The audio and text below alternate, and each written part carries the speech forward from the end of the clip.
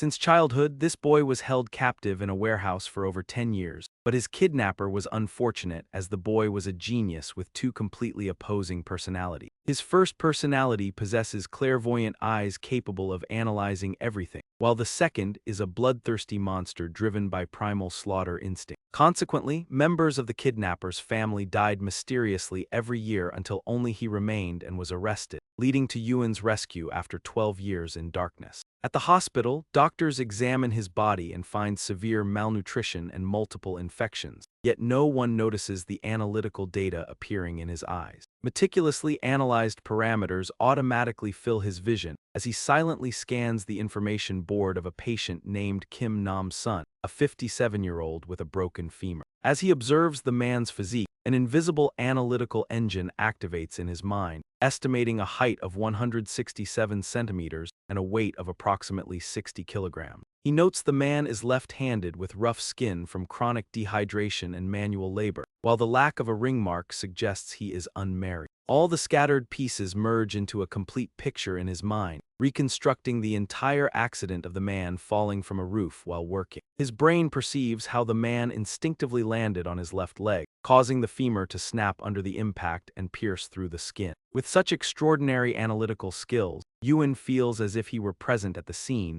until his train of thought is suddenly interrupted by a movement to his side. A female doctor returns with a tray of hot food, and his brain begins scanning her features, noting the crow's feet and the symmetrical lift of her mouth. Concluding her sincere smile poses no threat, his body relaxes as she gently places a spoon in his hand and encourages him to eat freely without judgment. As the cold metal spoon touches his hand, Ewan shifts his focus from the doctor's face to the steaming, overflowing tray of food before him. He swallows hard as the doctor cheerfully remarks that he should eat his fill, her words acting like a switch that transforms the silent boy into someone else. He plunges the spoon into the rice and shoves a large mouthful into his mouth with wild urgency, using both hands to eat as if fearing the meal might vanish. The doctor stands frozen in shock and pity, while a patient in the opposite bed watches in disbelief as Ewan frantically shovels rice and gulps soup.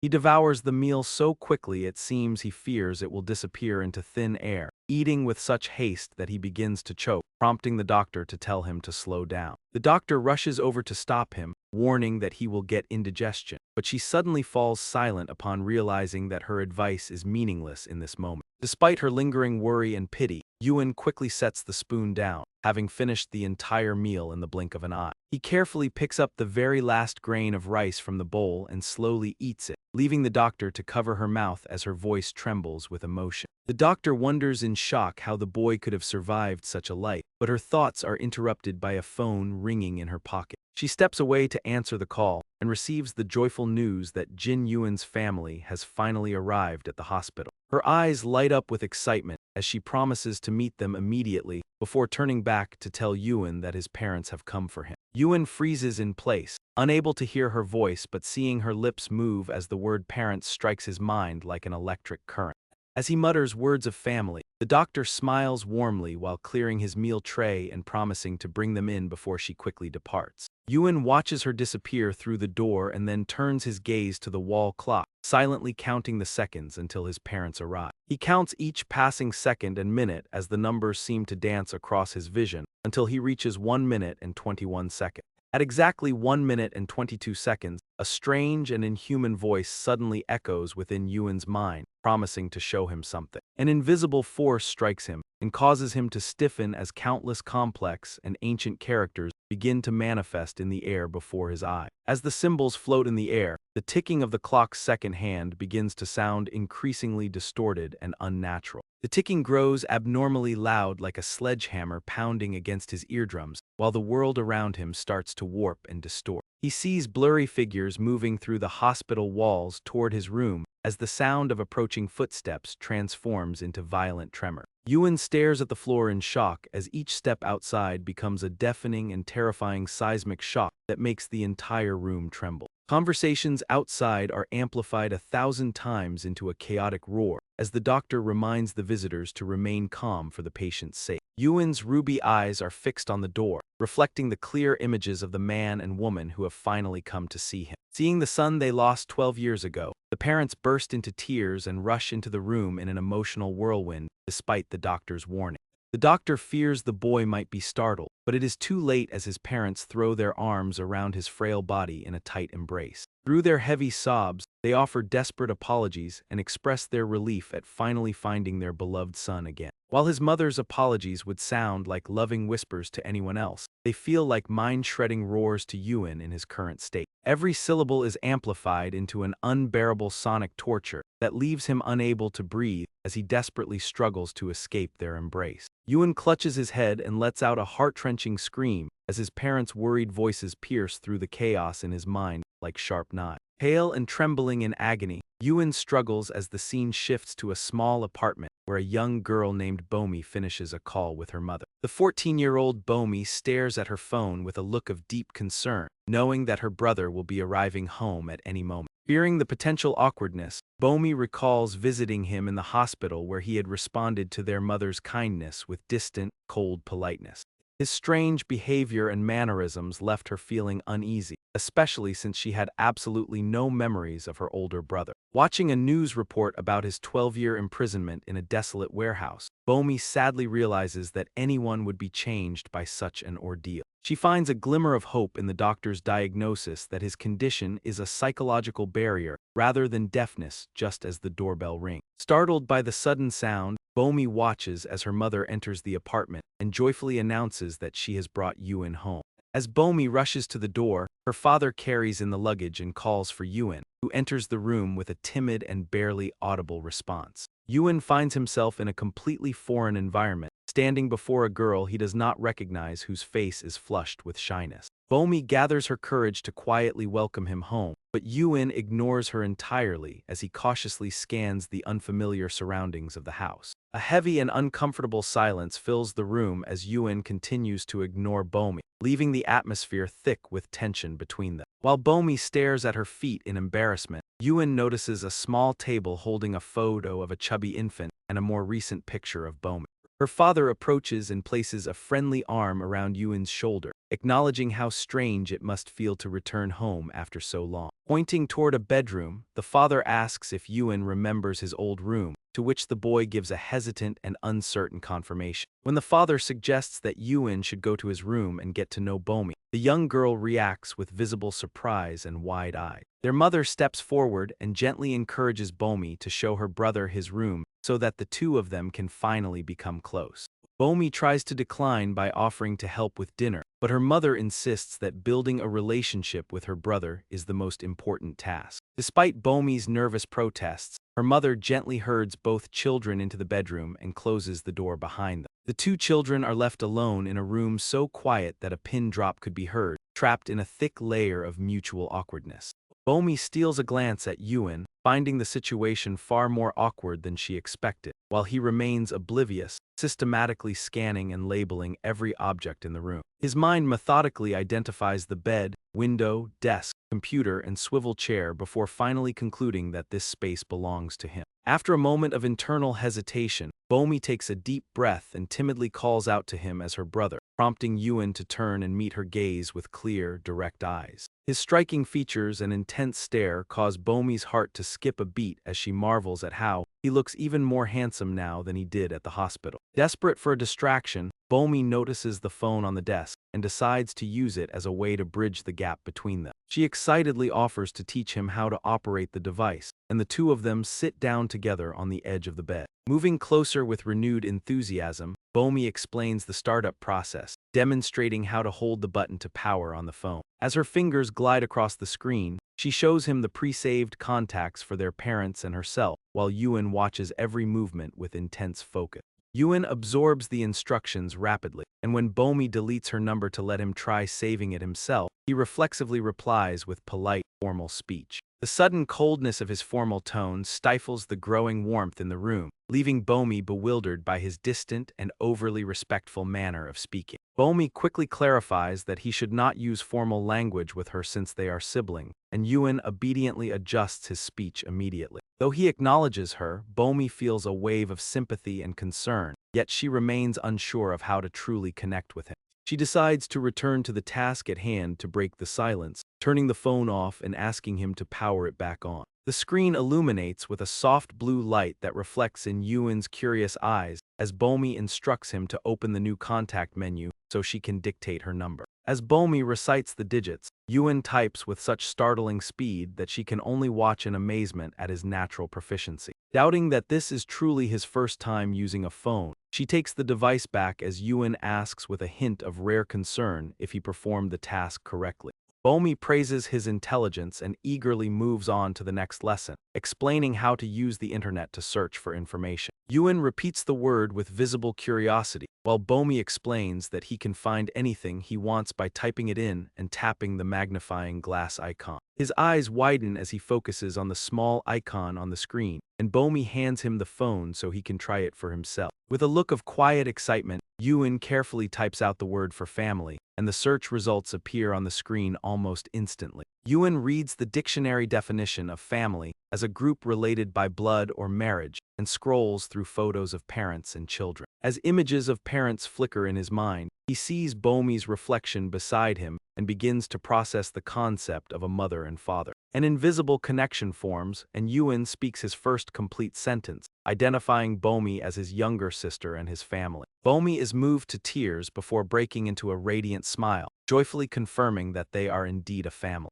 A sweet and pure fragrance suddenly fills the air, prompting Ewan to look up as his heightened senses begin to analyze the scent. His brain retrieves data from a massive archive, identifying the substance as perfume and recalling its historical origin. The data shows that perfume originated 5 millennia ago for religious rituals, using aromatic herbs to communicate with the divine.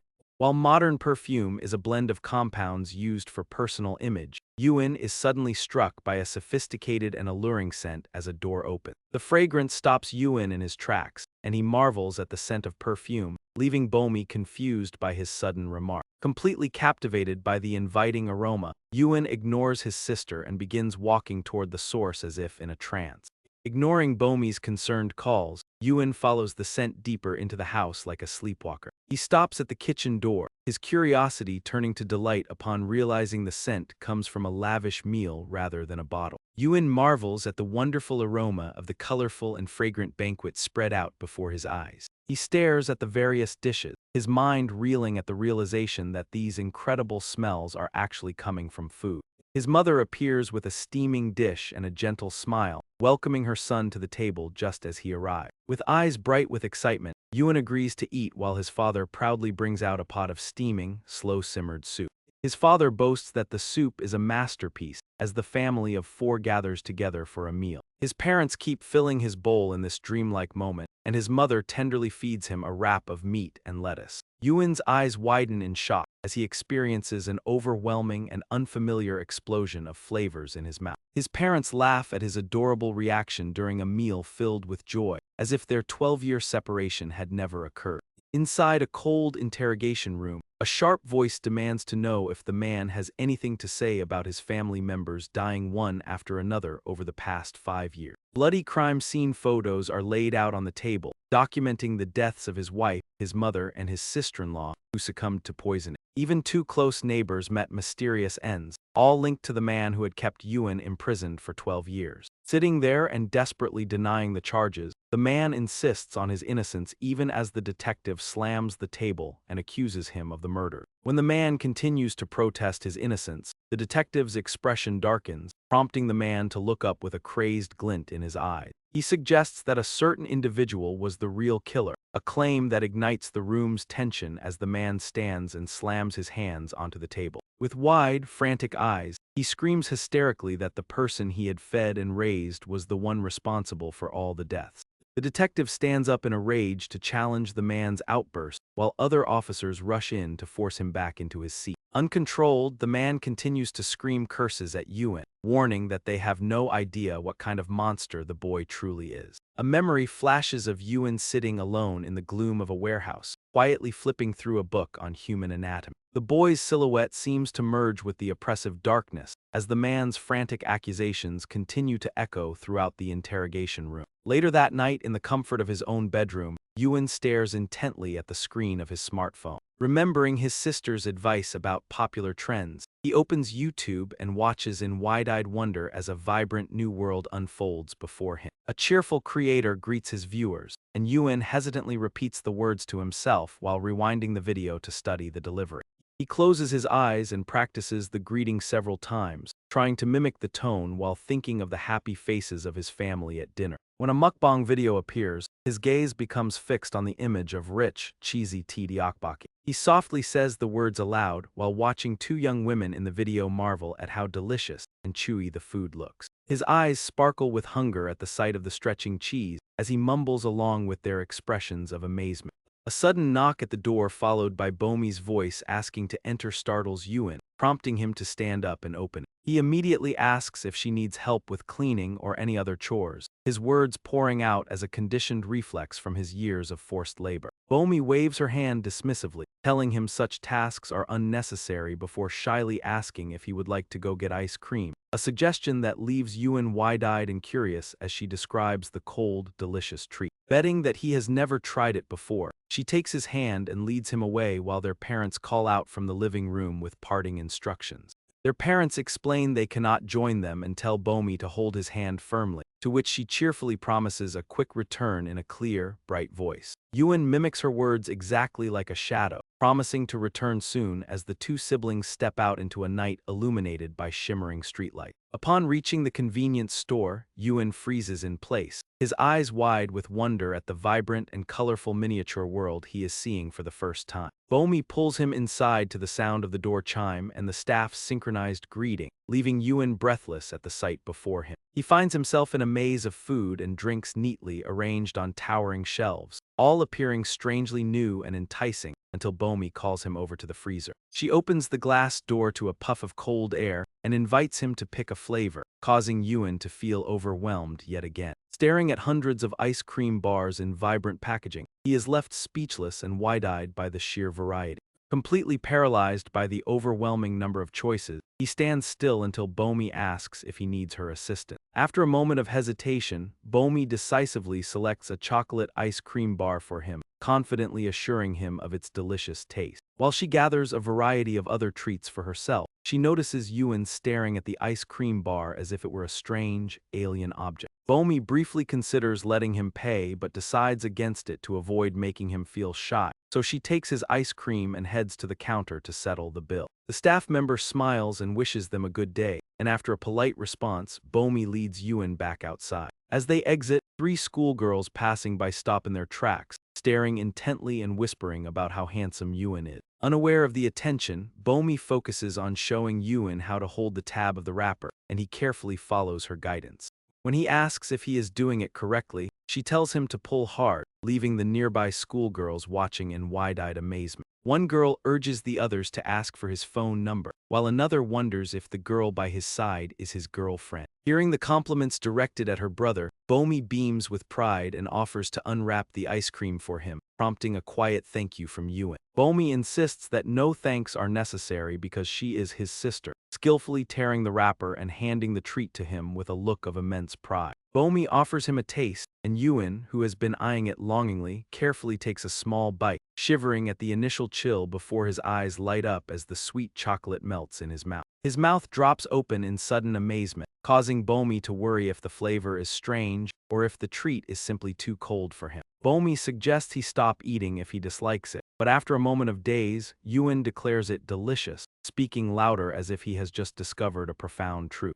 Proclaiming the experience a shock to his taste buds, he exclaims how incredible it is with sparkling eyes while hurriedly licking the treat. Resembling a puppy with a favorite toy, Yuen's enthusiasm makes Bomi laugh as she asks where he learned such slang. Nearby schoolgirls stare at Yuen's peculiar excitement, prompting an embarrassed Bomi to gently tell him to eat slowly and enjoy the flavor. Laughing at her brother's adorable innocence, Bomi raises her phone and suggests they take a photo together. Yuen nods vigorously while continuing to eat, and the phone captures their first happy moment together before they continue walking.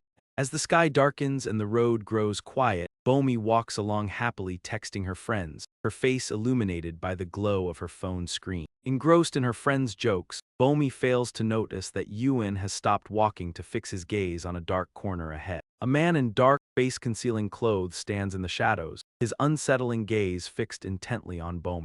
The man's eyes linger uncomfortably on the girl, watching her with the predatory stillness of a hyena stalking its prey. While the man watches Bomi, Ewan begins to analyze him, his mind processing information at an incredible speed. He identifies the subject as a male stranger exhibiting predatory behavior, noting details like the worn brim of the man's hat. Observing the man's narrowed eyes and dilated pupils, Ewan cross-references his data and concludes the stranger is not a local resident. Since no one in the family recognized him earlier, Ewan determines he is an outsider just as the man suddenly meets Ewan's icy stare.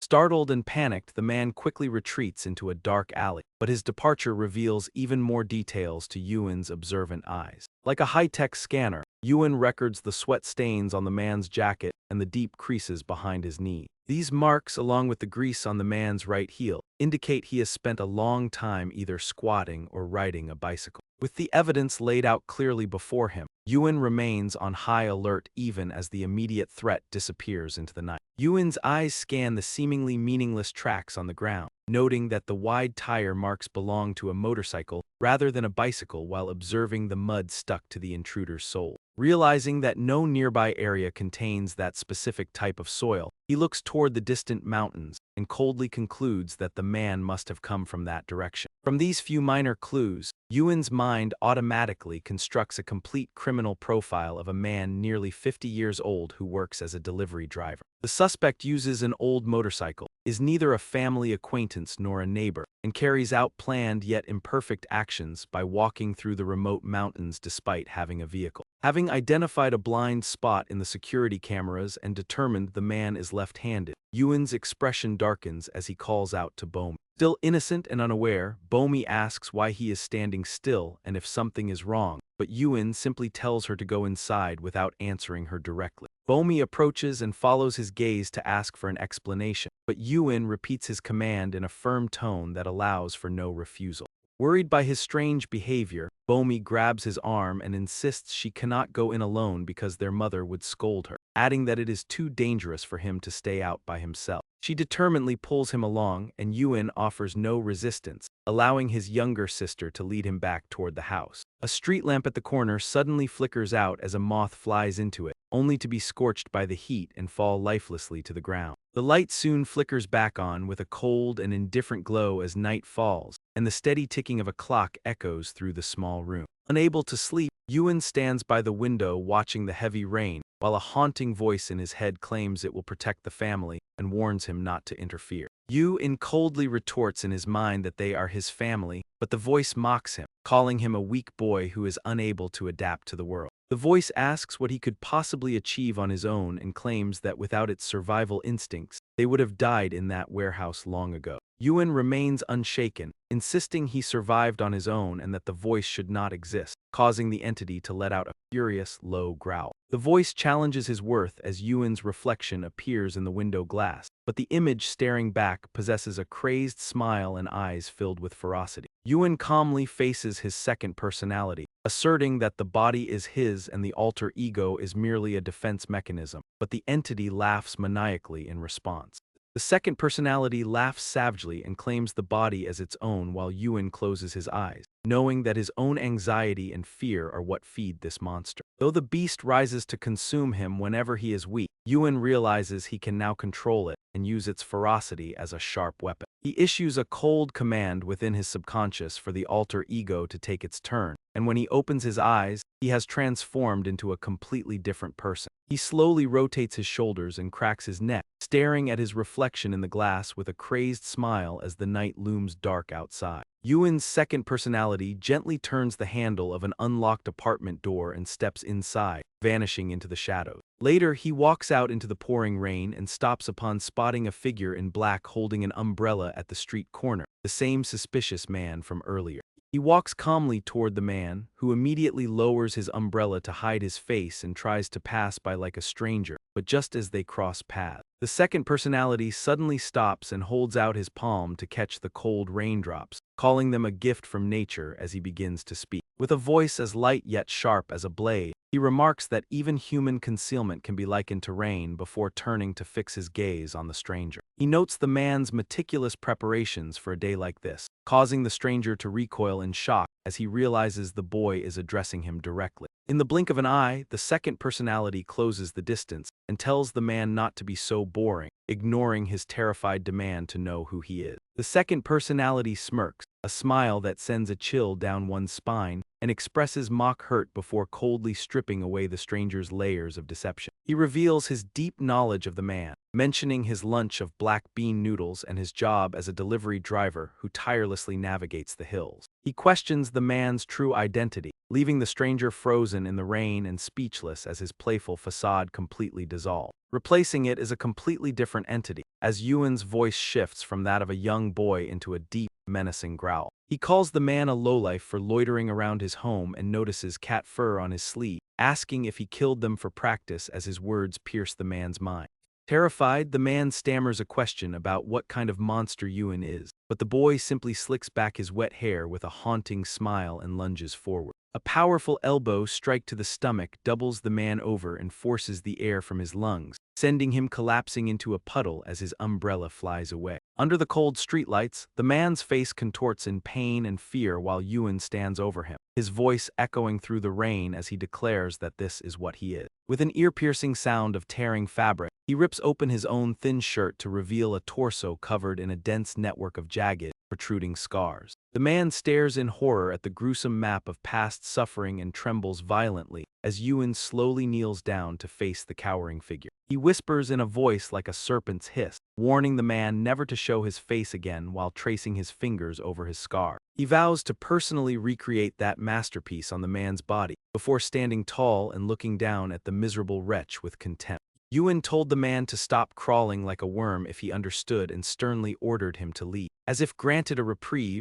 the man scrambled up and fled into the night, leaving Yuan alone in the downpour. His tattered clothes fluttered as he walked toward a lamppost. Yuan tilts his face toward the sky and closes his eyes to let the rain wash over him as a sinister, satisfied smile appears while he murmurs about the wonderful sound of the downpour. By the next morning, the terrifying presence has vanished, leaving behind an innocent and curious Yuan who joins his family at a luxury restaurant on his first day back. After enjoying a lavish barbecue feast, Yuan spends his second day walking through the streets with his mother, as she happily points out various roadside stalls. She mentions that the local sausages have been famous for decades, and on the third day, Yuan is completely captivated by the popcorn while watching a movie with his sister. He eats heartily while admiring the perfect harmony of popcorn and caramel, before sitting down at his desk on the fourth day to study. As he opens a college entrance exam book, the complex text flows into his mind like a stream of data, and he immediately begins circling answers without a moment of hesitation. His pen moves with incredible speed and precision, leaving Bomi watching from the bed in stunned silence as her brother works.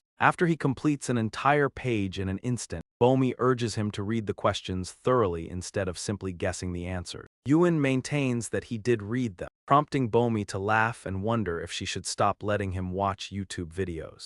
Assuming he is just guessing, she suggests they grade the paper together so she can teach him how the process works. Yuan agrees, and as Bomi checks the answers one by one, her eyes widen in disbelief upon realizing that every single response is correct. She looks at Bomi with total shock, asking if he truly solved them all, to which he simply nods and asks if his performance was satisfactory.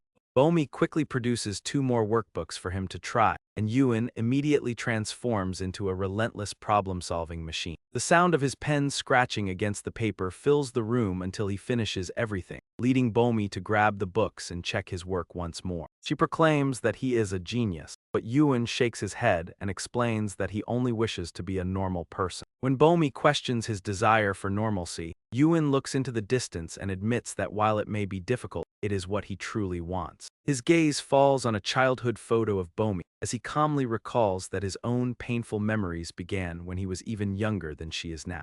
He remembers a life filled with verbal abuse, physical violence, grueling labor, and the biting cold of a dark, desolate warehouse. Upon finishing his story, Yuan sees Bomi's eyes welling with tears as she trembles with sorrow over the hardships he had to endure. Having been imprisoned for 12 years, Ewan finds human emotions to be a foreign concept that he can only understand through the lens of academic knowledge. Ewan's brain begins scanning data as his eyes lower, brows lift, and mouth corners droop in a diagnostic assessment of sadness, leading him to reach out and pat Bomy's head. Startled by the sudden gesture, Bomy listens as Ewan offers comfort in a mechanical tone, reciting a plea for her not to be sad before abruptly turning toward his desk to search for paper. He rummages through a stack of papers and begins writing with intense speed, prompting a curious Bomy to ask what he is doing. Without a word, Ewan hands her the paper, and as Bomy reads the contents, her expression shifts from worry to utter astonishment at the message written there. The note is addressed to Bomy, urging her not to be sad and listing the negative physiological effects of sadness, such as a drop in body temperature and a weakened immune system.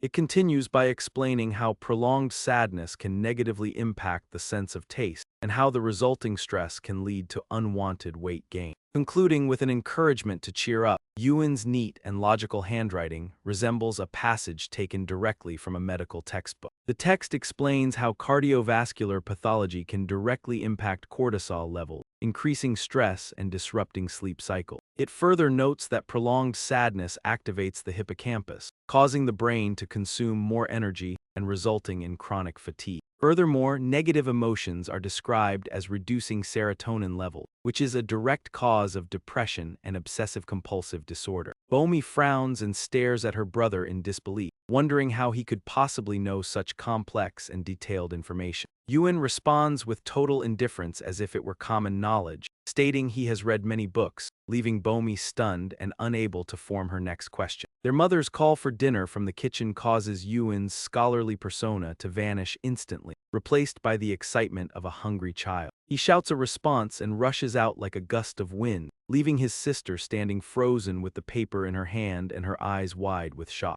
Bomy finally snaps out of her daze when her mother calls again and hurries after him, while later that night, Ewan's room remains shrouded in darkness. Only the glow from a phone screen illuminates Ewan's focused face as the sounds of a mukbang video fill the quiet room. As the person on screen invites viewers to taste the delicious food, Ewan whispers to himself while staring intently at the screen, not just watching but studying the video. He scrolls through various titles, including high school students eating malatang, special beef cooking challenges, and culinary battles to find a champion. His finger stops on a video of a high school girl introducing a malatang meal to her audience. Ewan observes every small gesture, from the way she glances aside to how she covers her mouth, repeatedly rewinding the moment she eats the spicy noodles with flushed cheeks. Ewan pays close attention to more than just the food, analyzing the girl's expressions and how she interacts with her invisible audience before opening another video on her profile. He fast-forwards through the cooking segments to find candid moments, such as her nervously clutching her necklace while waiting for her noodles to finish.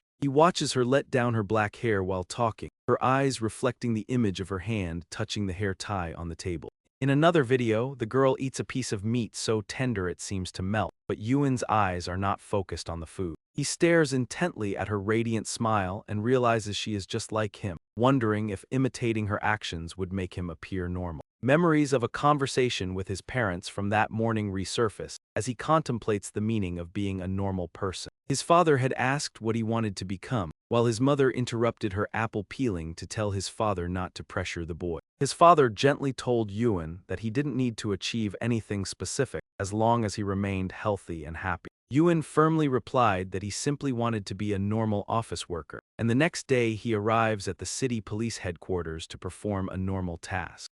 Believing that reporting a crime is a standard thing to do, Ewan walks slowly into the tense atmosphere of the Violent Crimes Investigation Unit. Inside the room, a detective bellows at a suspect who frantically insists that he is innocent. A blonde youth argues against the CCTV evidence just as Ewan enters and calmly interrupts the chaotic scene. Ewan greets Detective Kim Tae-eun, who looks up in shock and stands abruptly at the sight of the young man. Tae-eun approaches Ewan with a joyful smile, amazed by how handsome he has become and barely recognizing him at first.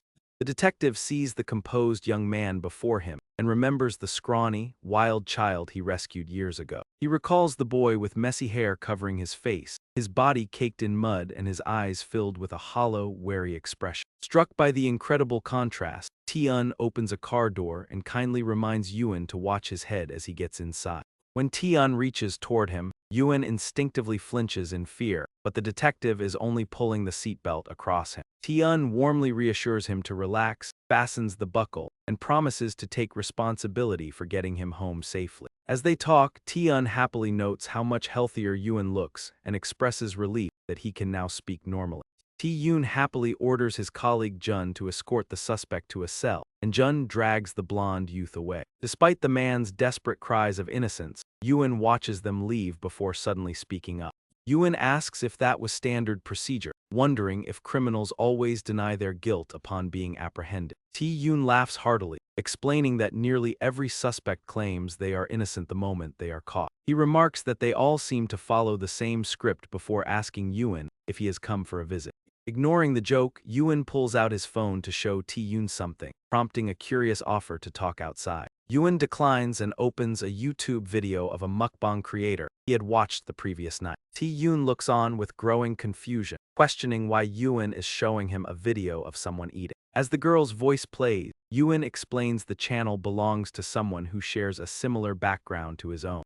Yoon begins a cold and precise psychological analysis, noting that her eyes moving up and to the right indicate fabrication. He points out that her finger touching her mouth is an unconscious sign of anxiety and an attempt to suppress a lie. As the video continues, Yoon notes her biting her lower lip, a common stress response to the pressure she feels. He argues that her eyes moving to the right contradict her verbal claims that the food is delicious. Highlighting the inconsistency between her words and actions, he points out her defensive posture and hunched shoulders. He explains this is a limbic system response to a perceived threat, an unconscious effort to hide from danger.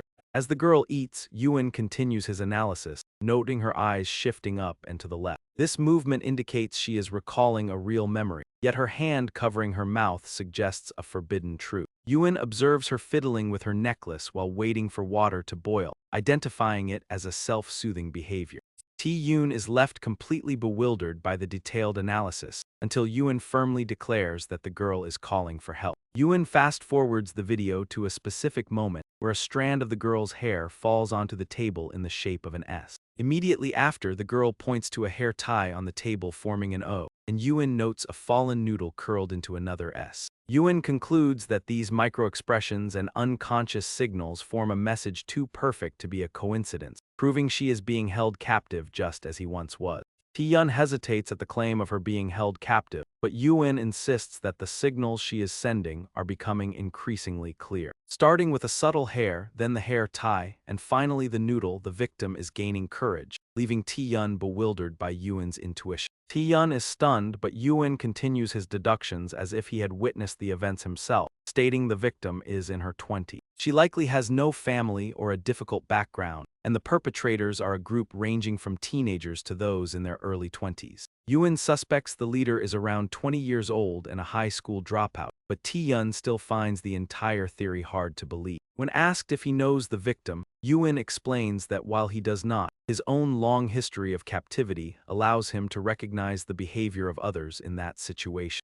Yoon suddenly asks if the detective believes that enough coincidences eventually become the truth, and Tae-eun listens with growing tension. Unsure of Yoon's intent, Tae-eun remains silent as the boy asks if the detective's clothes were purchased by his mother, leaving him confused. Yoon mentions that his own clothes were also bought by his mother, causing a shocked Tae-eun to wonder how the boy could possibly know that.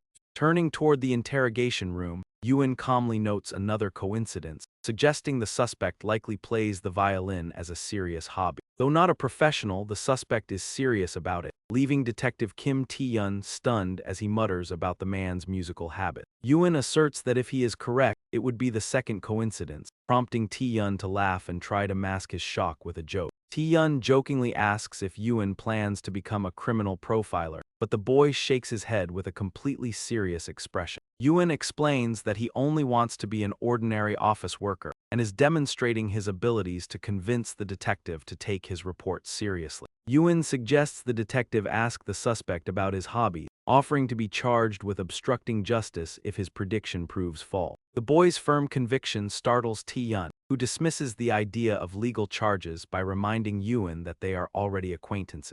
Tae-yun agrees to check for him and pats Yoon on the shoulder, while the boy watches with a deep gaze as the detective enters the interrogation room. Tae-yun mutters to himself about why he is listening to a child just because of a shared past of captivity, all while absent-mindedly adjusting his collar. Tae-yun stops abruptly in front of the jail cell as Woo-jin's earlier words about his mother buying the item echo in his mind, leaving him wondering how the boy knew. Tae-yun asks the surly blonde man if he plays the violin, and the suspect confusedly confirms that it is indeed his hobby. A chill runs down Tae-yun's spine as he freezes in shock, while the suspect panics and asks if the investigation has already uncovered that detail. Despite the suspect's desperate pleas of innocence and questions about a house search, Tae-yun is preoccupied by a single question regarding the boy's ability. Tae-yun wonders about the extent of Jin Woo-jin's power, recalling how the boy had analyzed the interrogation just minutes earlier. Woo-jin's analytical mind had processed every word and gesture of the blonde man, who was adamantly denying his presence at the scene. Woo-jin's eyes locked onto the suspect as a series of keywords automatically formed a logical map within his mind. He noted the oversized helmet, the mask, oil stains, a turtleneck hiding calluses, and the distinct marks of instrument strings on the hand. By analyzing various professions and eliminating contradictions, his brain reached the near-certain conclusion that the suspect was a violinist. Having determined the suspect's hobby, Tae-yun turns around only to find that Woo-jin has already disappeared from the detention area. Tae-yun's colleague has no idea where the boy went, but Tae-yun soon discovers a yellow sticky note with Woo-jin's handwriting on his desk. The note suggests seeking a third coincidence involving a desperate high school mukbang streamer and provides a contact number.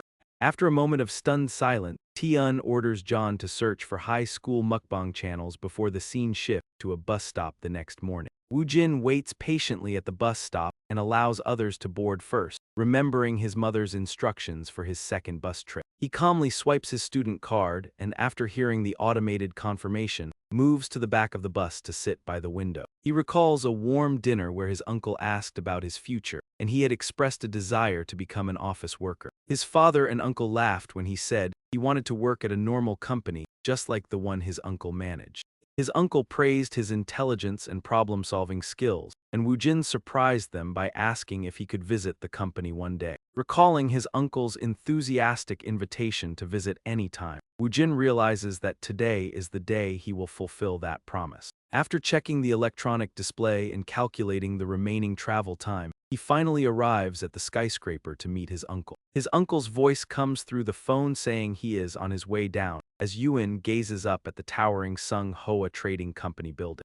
Watching the office workers in their formal suits chatting and rushing by, a deep sense of longing begins to stir within him. He yearns for a normal life, a simple dream that feels more distant for him than for anyone else, until a cheerful voice breaks his silence. His uncle approaches with a bright smile, asking if he found the way easily and why he is waiting outside instead of entering the lobby. Recognizing his uncle, Yoon bows slightly and greets him in a polite, measured tone, expressing gratitude for the man's time. Dismissing the thanks as unnecessary for family, the uncle warmly puts an arm around Yoon's shoulder and leads him into the building. The heavy glass doors open to reveal a stunning interior where polished marble floors reflect the brilliant lights from the high ceiling. As their footsteps echo through the vast space, the uncle asks if he is impressed, and Yoon nods while carefully observing every detail. Yoon confirms his admiration as his uncle mentions the large basement canteen and explains that the building is the Sung Hoa headquarters. The uncle adds that they have branches across the country, to which Yoon immediately responds in a flat, report-like tone. The uncle is stunned when Yoon lists the Gwangju, Biontech, Dong-Yuan, and Mibo branches, realizing the boy did his research. Yoon explains that gathering basic information is essential for a normal life, something he believes is actually quite difficult to achieve. The uncle's smile falters at the somber remark, but he quickly recovers and praises his nephew's intelligence before leading him toward the elevators. Yoon watches as his uncle swipes a card to call the elevator, his mind automatically noting that 5 units are operating at once. A high school girl named Harem approaches and asks if Yoon is the manager's son, but the uncle clarifies that he is actually his nephew. The uncle mentions having a task for the boy, and while Harem responds with a knowing smile, Yuin silently observes her. Both teenagers simultaneously ask if the other is a high school student, a perfect synchronization that leaves Harem completely startled. Harem points to her school uniform and asks how he could not recognize it, confirming she is indeed a student. The elevator doors open to interrupt them, and the uncle ushers Yuin inside while wishing Harem a pleasant lunch. The elevator glides smoothly up to the 7th floor, opening to reveal a vast workspace filled with bustling energy and activity. Yuan realizes it is just an office, and not a big deal as his uncle smiles at the chaotic symphony of work and clicking keyboards unfolding before them. The air is filled with ringing phones, and a multilingual mix of voices ranging from Japanese greetings to English inquiries about the weather. Staff members are busy canceling orders and apologizing to clients, while Yuan stands there quietly absorbing the storm of information. His uncle calls him over and lets him sit in his chair, asking if he feels like a real office worker yet. Yuan honestly replies that he does not, but promises to work hard until he becomes one, just as a panicked employee rushes in to whisper to his uncle. The uncle's expression changes instantly as he demands to know why the meeting wasn't prepared and orders everyone to gather in the conference room immediately. He turns to Yuan with an apologetic look, explaining that he intended to have lunch with him but an urgent matter has arisen. Yuan assures his uncle it is fine and heads down to the 1st floor alone, where he encounters Harem again as the elevator doors open.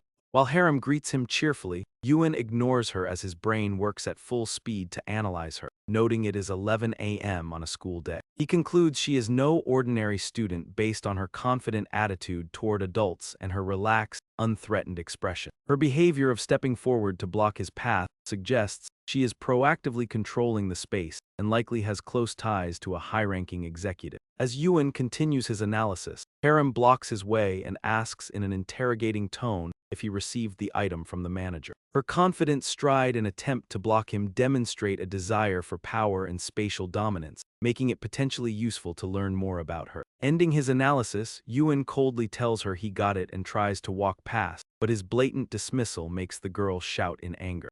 She demands he stop and asks why he is skipping school, to which Yuan bluntly replies that he does not attend school at all. Harem is stunned by his response, and Yuan repeats himself before turning to leave, ignoring her cries for him to wait. Her patience exhausted, she asks why he keeps ignoring people, prompting Yuan to look back with an icy gaze and state that he dislikes wasting time on useless things. He tells her in a mechanical voice that he sees no benefit in their conversation and wants her to stop talking to him, his words hitting her like invisible slaps. Her face turns from surprise to a deep red of anger and shame, all of which Yuan observes, analyzes, and stores in his memory.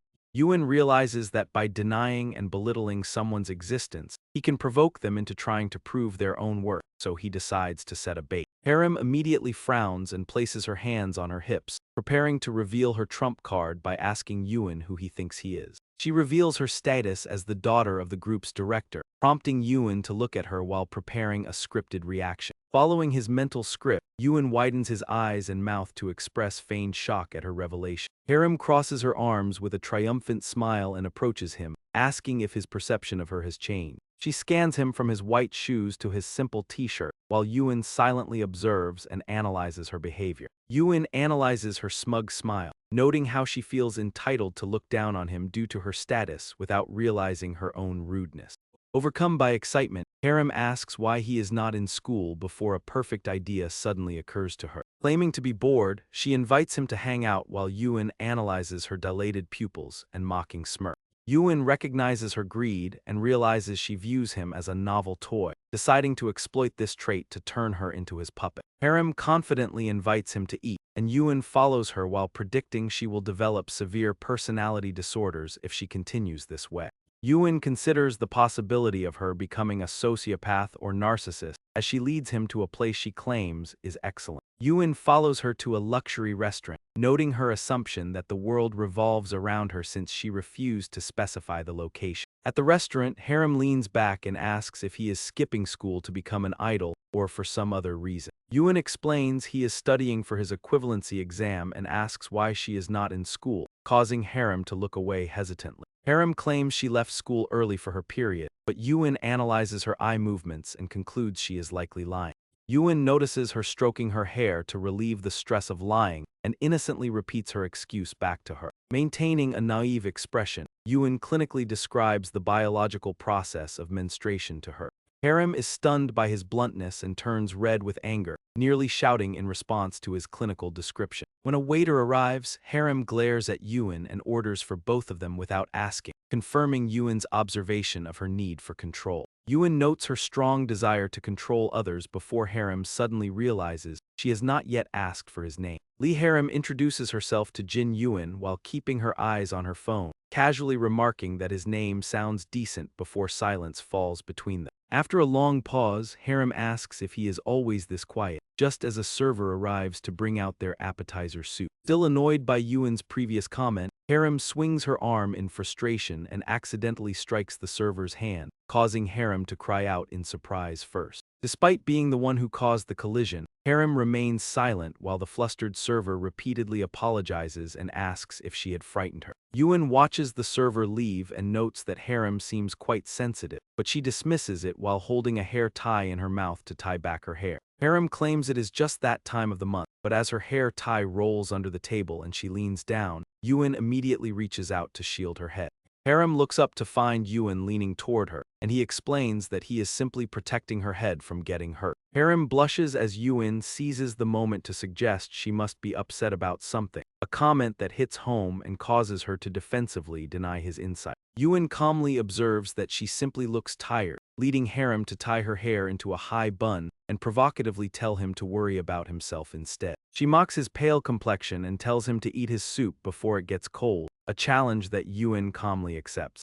Yuen takes a small spoonful of soup, but his eyes suddenly widen and his entire body freezes in an expression of pure shock. Seeing his reaction, Harem smirks triumphantly and boasts that the soup here is just as good as the famous Restaurant K in Busan. She adds that the other dishes are not as impressive, unaware that Yuen is merely acting out a calculated plan and thinking to himself that she has taken the bait. Feeling a cold sense of satisfaction, Yuen prepares to set his trap and looks up with an innocent expression to ask about Restaurant K in Busan. When he asks who she went with, Harem excitedly mentions her friend, the actress Kim Yoona, but Yuen bluntly admits that he has no idea who that is. Harem is incredulous that he has never heard of Kim Yoona, but Yuen simply shakes his head in confirmation.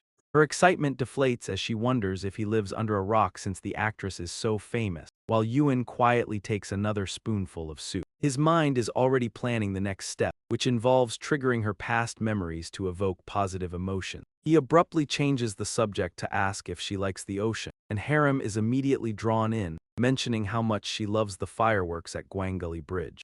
She gazes off into the distance with a dreamy look, reminiscing about how beautiful the scene was, just like a painting. At that moment, Yuen felt like the protagonist of a movie, coldly analyzing Harem while she remained completely engrossed in her story. Her brain was being bathed in a chemical cocktail of dopamine, norepinephrine, and other happiness hormones released by the recall of positive memories. To the nervous system, there is no distinction between memory and reality, much like how the mere thought of a lemon causes the mouth to water. Even as she sat there, her mind was back on a yacht watching fireworks, leading Yuen to conclude that by guiding the conversation and listening, he had become the catalyst for her happiness, prompting her further by asking about heart-shaped fireworks, which she excitedly confirmed. Harem responded joyfully, and their conversation suddenly became strangely natural and intimate until the waiter arrived with the main course. Yuen's eyes lit up at the sight of the meat, and he excitedly speared a large piece of steak as soon as it was served. As Yuen prepares to eat a large bite, Harem helplessly asks why he does not cut the food before asking if he has ever traveled abroad. Yuen replies that he has not while still chewing, and as dessert arrives, Harem becomes absorbed in her own story and insists he should go. She mentions visiting Halbox Island in Mexico last year, and Yuen's accurate mumble of the location's name delights her. Feeling as though she has found a kindred spirit, Harem dreamily describes the dense, starry sky and the sparkling waves hitting the shore.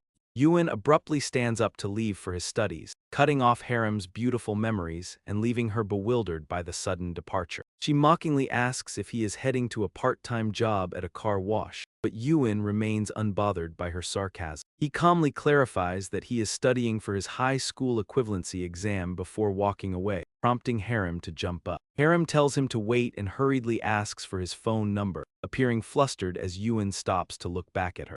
She claims she can help him with travel tips for Hallbox, such as the best hotels and restaurants, to ensure he does not waste his time. Ewan silently observes Harem and analyzes her, realizing she is actually addicted to the rush of happiness he provides. He identifies signs of attachment issues in her, likely stemming from unstable family relationships. He realizes that by exploiting these weaknesses, he can eventually claim everything she has ever seen or known as his own. Without hesitation, Ewan hands his phone to Harem, who is surprised to find it has no password as she saves her number. After taking his phone back and thanking her for the meal, Ewan walks away while Harem frustratedly follows to ask where he lives. Ewan ignores her as his attention is drawn toward an alleyway, causing Harem to become angry at being dismissed again.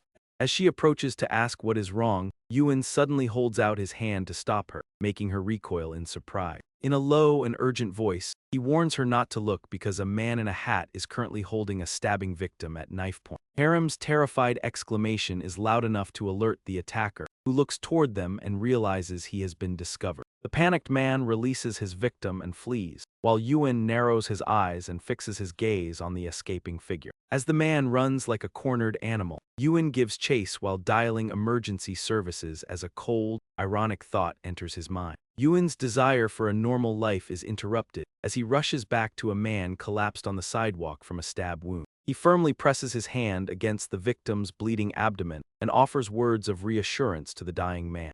With chilling composure, he reports the stabbing to emergency services and describes the critical situation over the phone. After requesting police assistance at the location near Restaurant O, he checks the victim's pulse at the wrist. Noting the rapid heart rate and signs of severe internal bleeding, he balances the phone on his shoulder to keep both hands free.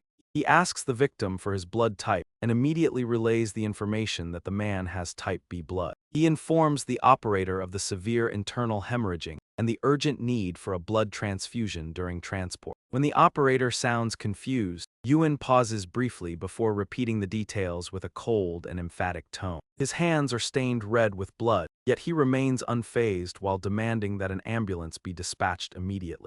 Looking up, Ewan sees Harem trembling in terror and realizes how difficult it will be to maintain his facade of a normal life. He glances at her pale, horrified face and concludes with a sense of weariness that his goal is proving to be quite a challenge. As the police and ambulance arrive to secure the scene, Ewan calmly wipes the blood from his hands while an officer approaches. He provides a precise description of the suspect, including his clothing, height, weight, and physical features, like a programmed recorder. The officer is startled by the level of detail and asks the student to slow down and repeat the information from the beginning. Ewan repeats every detail perfectly for the officer's recording, while Harem continues to watch him from across the street. After providing his contact information, Ewan looks toward Harem, noting that she has likely never witnessed such violence before. He analyzes her shock, realizing this traumatic event provides the perfect environment to manipulate her psychological state. He observes that people in shock often freeze like children who have fallen and desperately need a source of comfort and stability. Ewan stops in front of Harem, intending to step into the role of her sole protector and indispensable source of support. He speaks to her in a steady, reliable voice to reassure her, knowing this calculated move will leave a lasting impression. Harem wonders if he will always think of her, responding shyly as Ewan gently pats her shoulder. Ewan reassures her that the victim's injuries seem minor and tells her not to worry, speaking with the soothing tone of a mother comforting her child. He notes that the culprit never saw their faces and will soon be caught by the many security cameras nearby, while Harem offers a dazed response. Later that night in her luxurious villa, Harem stands under the warm spray of the shower, running her hands through her hair and closing her eyes. Images of Ewan's bravery, his calm administration of first aid, and his gentle words of comfort continue to replay in her mind. A rare smile appears on the usually haughty young lady's face as she leaves the bathroom and sits down at her vanity. Her gaze falls on her phone as she realizes with a mutter that she never even managed to get his number. In a dark room, Ewan lies on his bed, his face lit only by his phone screen as he explores the world of YouTube and learns about MSG. He is wide-eyed with wonder as the host enthusiastically describes MSG as a truly magical season. Ewan tries to mimic the host's exaggerated slang and tone, repeating phrases about how incredibly delicious and interesting the food is. He becomes fully absorbed in a video comparing Hanu beef from 6 different regions, featuring a detailed analysis of every side dish. When the host describes the meat melting in their mouth, Ewan lets out an involuntary gasp of amazement. He mutters a promise to himself to try the dish one day, just as a message from Harem pops up on his screen. Harem asks if he made it home safely and if he is all right, and Ewan quickly types back that he is perfectly fine. When she asks for clarification, he simply tells her he is going to sleep and immediately returns to his culinary video. Harem sends another message questioning his early bedtime, but Ewan is already distracted by a video about the best dumplings in Seoul. He ignores her to watch the new video, and the next morning, he politely joins his family for a warm breakfast. The food is so good that he gives a double thumbs up and nods vigorously, prompting his mother to laugh at his enthusiastic reaction. After breakfast, his father and Bomi prepare to leave, with Bomi promising to visit his room once she returns from school.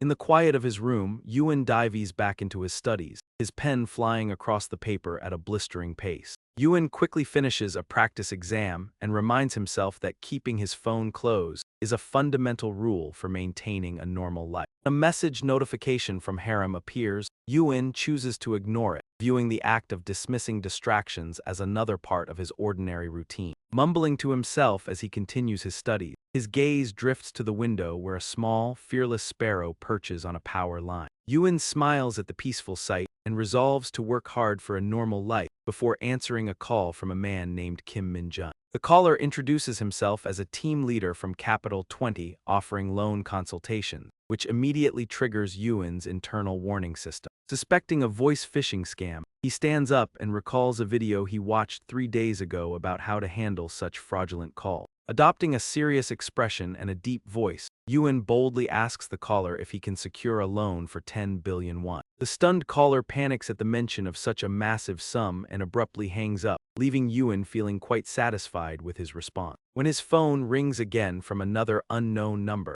a man claiming to be Officer Lee Sang-hun from the local police station introduces himself. Initially skeptical of another scam, Ewan listens as the officer asks if he is the person who reported the recent stabbing in the alleyway. His doubts vanish as he confirms his identity, and the officer asks him to come to the station to provide a witness statement now that the suspect is in custody. Ewan puts on his coat and prepares to leave, but as he is about to close the door, he hesitates and then suddenly pulls it wide open again. He announces to the empty house that he will be back soon, silently promising himself that he will never be late like the day he was kidnapped. Vowing to return home on time every day, Ewan steps outside just as dark clouds gather and a light drizzle begins to turn into a heavy downpour. At the police station, Ewan explains that a hat obscured the suspect's face, but the officer encourages him to focus on the man's general appearance. Instead of answering whether the man looks familiar, Ewan asks to hear what the suspect is saying, prompting the officer to turn on the intercom.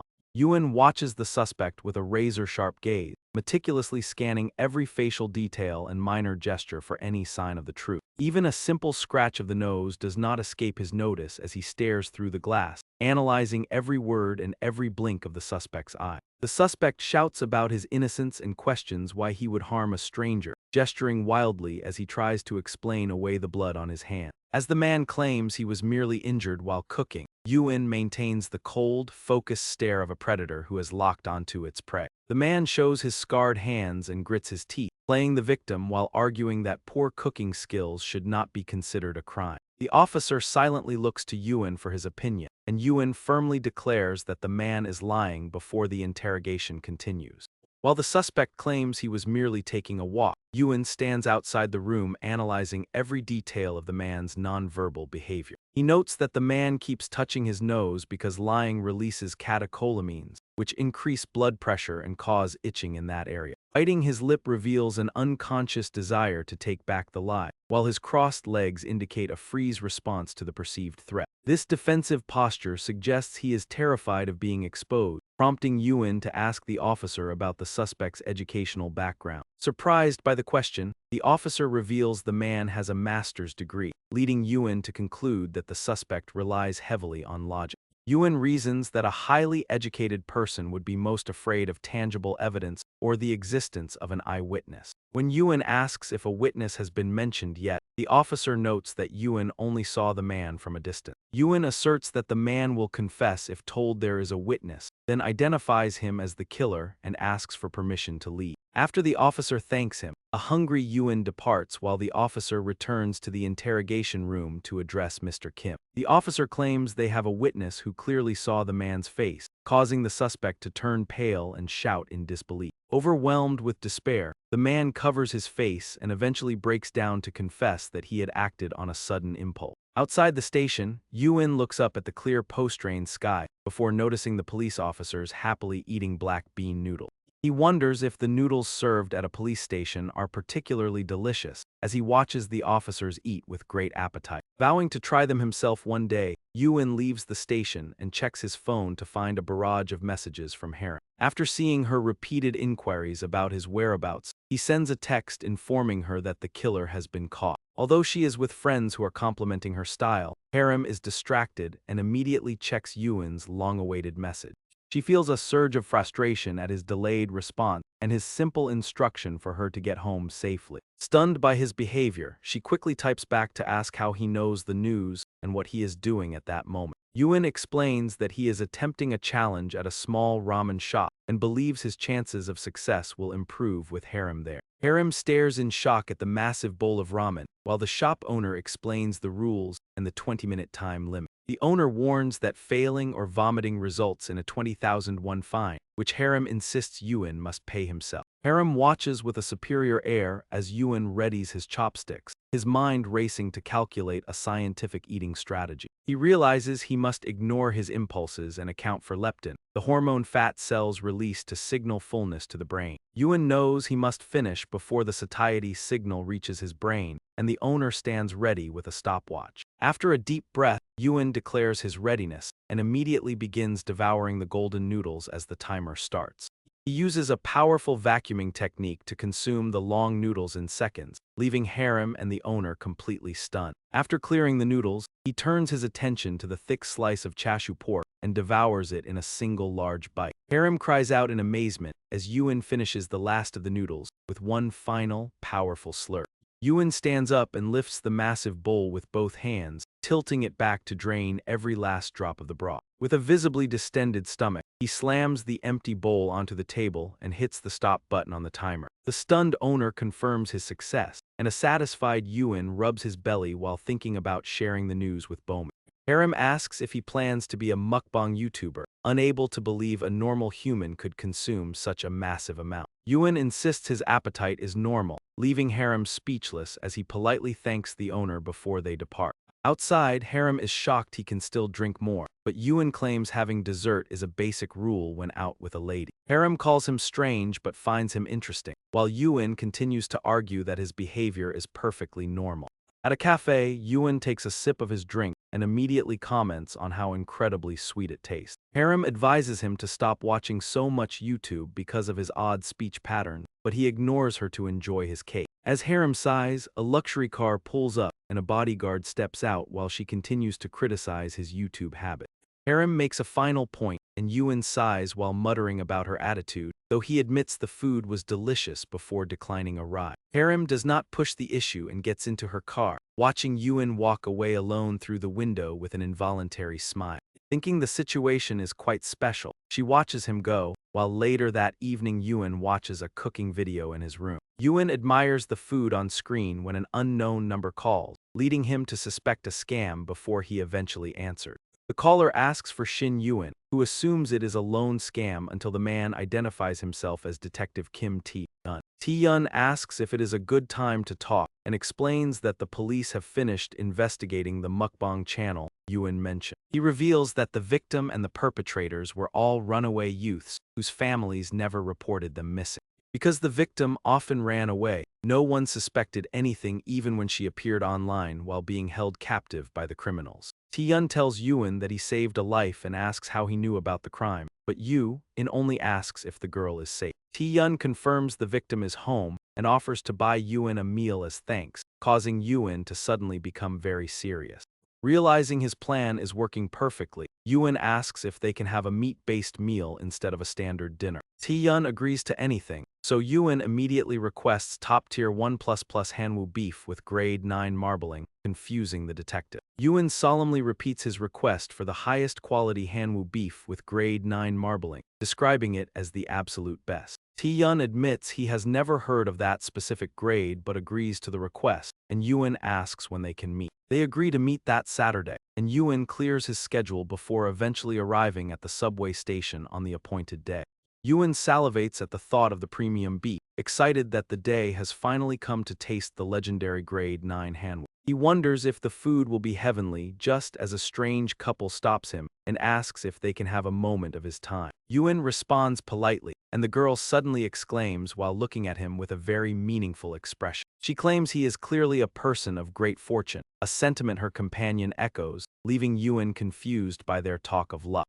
The girl dramatically explains that they couldn't ignore his bright energy and claims they are students who want to share something positive. Yoon remarks that learning is limitless and asks what they study, to which the girl hesitantly replies that they focus on the principles of all things. Before she can finish, Yoon excitedly interrupts to ask if these principles are defined by natural science or quantum physics, leaving the scammers stunned. Quickly regaining her composure, the girl follows her script and asks if he is familiar with the saying that mountains are just mountains and water is just water. She explains that people often fail to see the true nature of things by assigning them meanings, while Yoon nods eagerly and prepares to counter with his own knowledge. Yoon defines a mountain as a geographical feature formed by vegetation at a specific altitude and water as H2O, a compound of hydrogen and oxygen. He looks up with the innocent eyes of a child and asks if his understanding is correct or if there are any flaws in his knowledge. Though stunned, the girl tries to flatter him by claiming his energy is so radiant that his level of enlightenment is truly extraordinary. Seeing his partner's confusion, the man changes the subject to Yoon's handsome appearance and claims his ancestors are currently resting on his shoulder. He tells Yoon that he looks just like his tall and handsome ancestors, prompting Yoon to look around blankly in search of these ancestral spirits. The man tries to intimidate him by suggesting his lack of devotion is upsetting the spirits, but Yoon remains completely unfazed by the threat. Yoon bluntly asks if they can see ghosts, a question that leaves the man speechless while the girl clarifies they are ancestral spirits rather than ghosts. Yoon pulls out his phone to show a diagram of the human eye and asks how they are able to perceive such inorganic entity. He explains how the macula and blind spot process light into electrical signals for the brain and wonders if their corneas have a unique structure. The scammers grow dizzy as Yoon continues his rapid-fire lecture, bombarding them with technical details about the iris, pupil, and lens.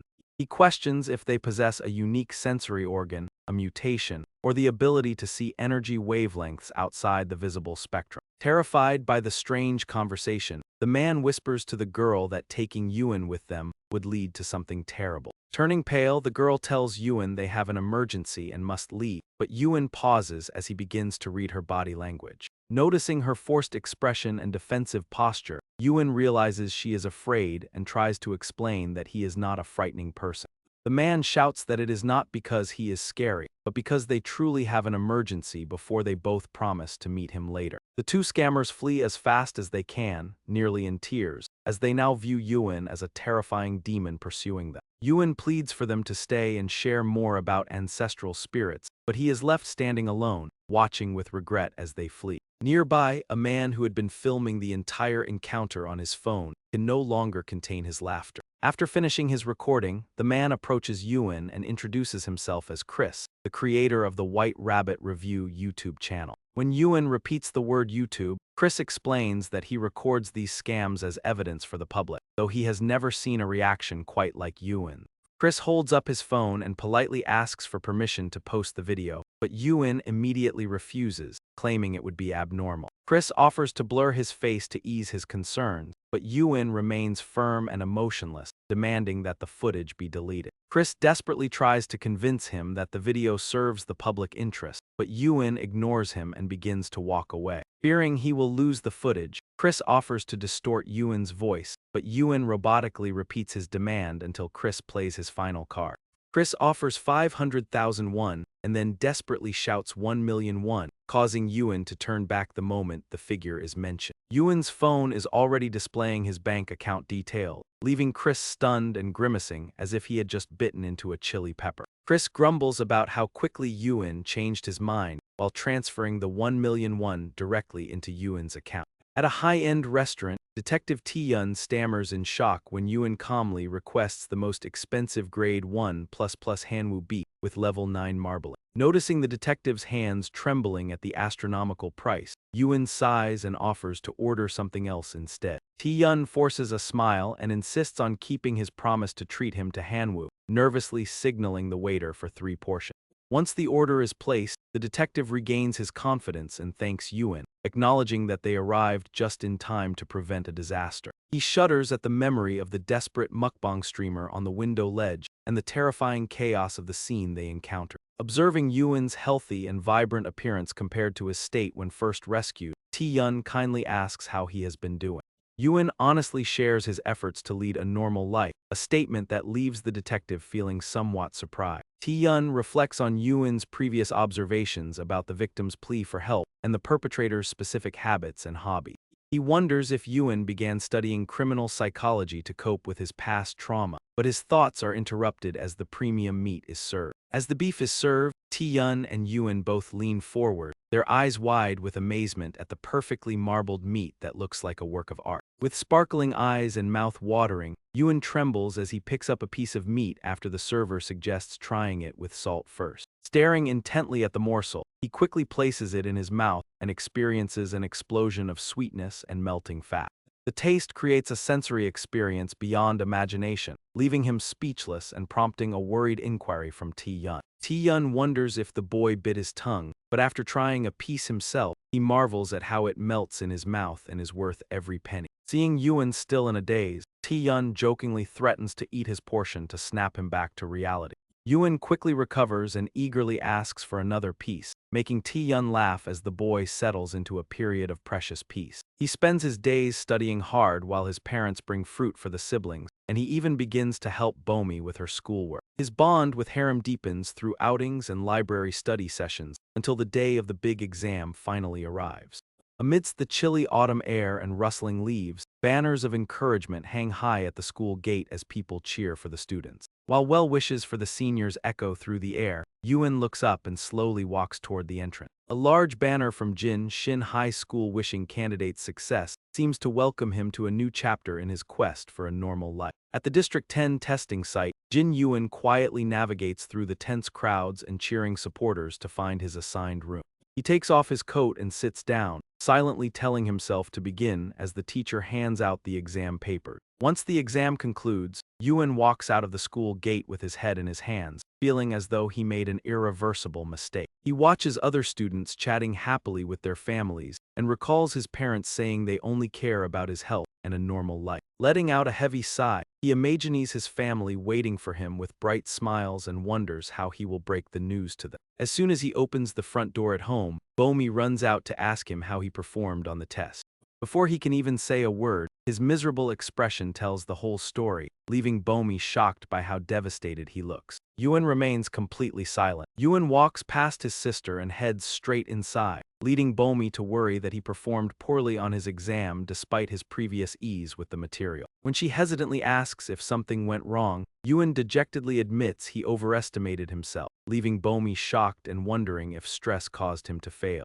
She tries to comfort him by saying there will be other opportunities and no one will blame him, but he simply heads off to take a shower. Bomi watches her brother toss his belongings onto his bed, while Ewan notices a message from Harem asking how the exam went. He ignores the phone and laments that all his hard work was for nothing before trudging toward the bathroom with a miserable expression.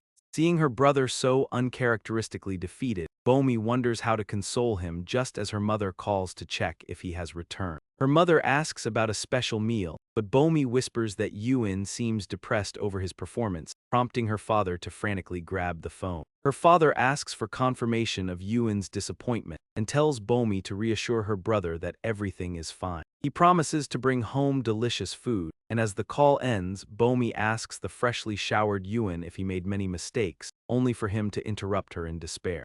With his face in his hand, Yuen sounds as if his world has collapsed as he explains that he thinks he answered every single question correctly. Bomi is stunned into silence before stammering a question about his perfect score, to which Yuen groans that he solved the problems almost subconsciously. He only realized the gravity of the situation after the exam ended, leaving Bomi to ask if his lack of mistakes is truly the reason for his distress. Yuen continues to analyze his situation, concluding that his hands moved automatically because he had practiced the material far too much. He describes the process as being as natural as breathing or chewing, which leaves Bomi trembling with a sense of dread. She grabs his hands and urgently warns him never to repeat this to anyone else, while Yuen thoughtfully considers her words. While Yuen agrees that his situation is abnormal, Bomi silently fumes over his bizarre perspective on what constitutes a normal life. She tries to soothe him by suggesting he might have made a few errors and proposes they check the official answers to ease his mind. Yuen moans in despair, certain that he is doomed because he perfectly remembers every answer he selected during the test. Bomi is baffled that he recalls the exact order of every response, but Yuen finds it only natural since he was the one who completed the exam. Determined to find at least one mistake to comfort him, Bomi quickly logs onto the official website of the Korea Institute for Curriculum and Evaluation. Yuen covers his face and mutters that he is afraid to look, but he instinctively provides the correct answer for the first question when Bomi begins.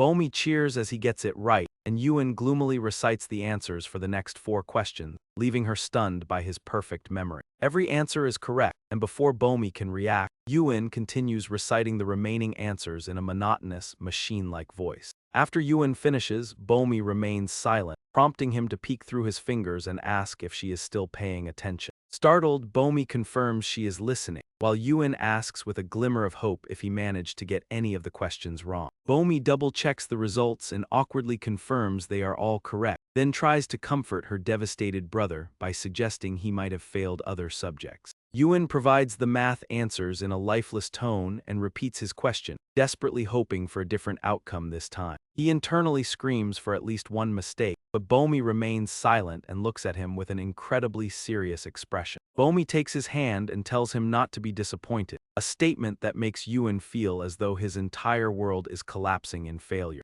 Bomi excitedly shakes him and insists they should celebrate, but Yuen frowns in misery, believing that such perfection is far from normal. While Yuen laments the difficulty of living a normal life, Bomi is so thrilled that she repeatedly gives him enthusiastic thumbs-ups. Bomi notes how shocked their parents will be, and Yuen gloomily agrees, devastated by the fact that he did not make a single mistake. Bomi marvels at her brother's extraordinary intellect while Yuen despairs, fearing that he will never be able to lead a normal life again. Bomi grows frustrated with his reaction, but before she can scold him, their parents return home and announce their arrival.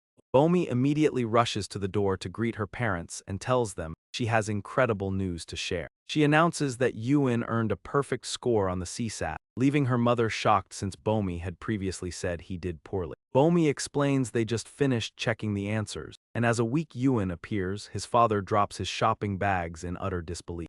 Stunned by the news, the father wonders who his son takes after before proudly embracing Yuen and claiming the boy is just like him. The father praises his son's achievement while the mother happily interjects, insisting that Yuen actually takes after her. Bomi joins the celebration as her father begins calling everyone to brag about Yuen's perfect score and promises a celebratory dinner. The father boasts that Yuen inherited his intelligence, while Yuen sits there with a long face, pained by the realization that his father is telling everyone he is not normal. His father suggests Yuen could become a doctor, prosecutor, lawyer, auditor, or tax official, prompting the mother to playfully swat her husband's shoulder.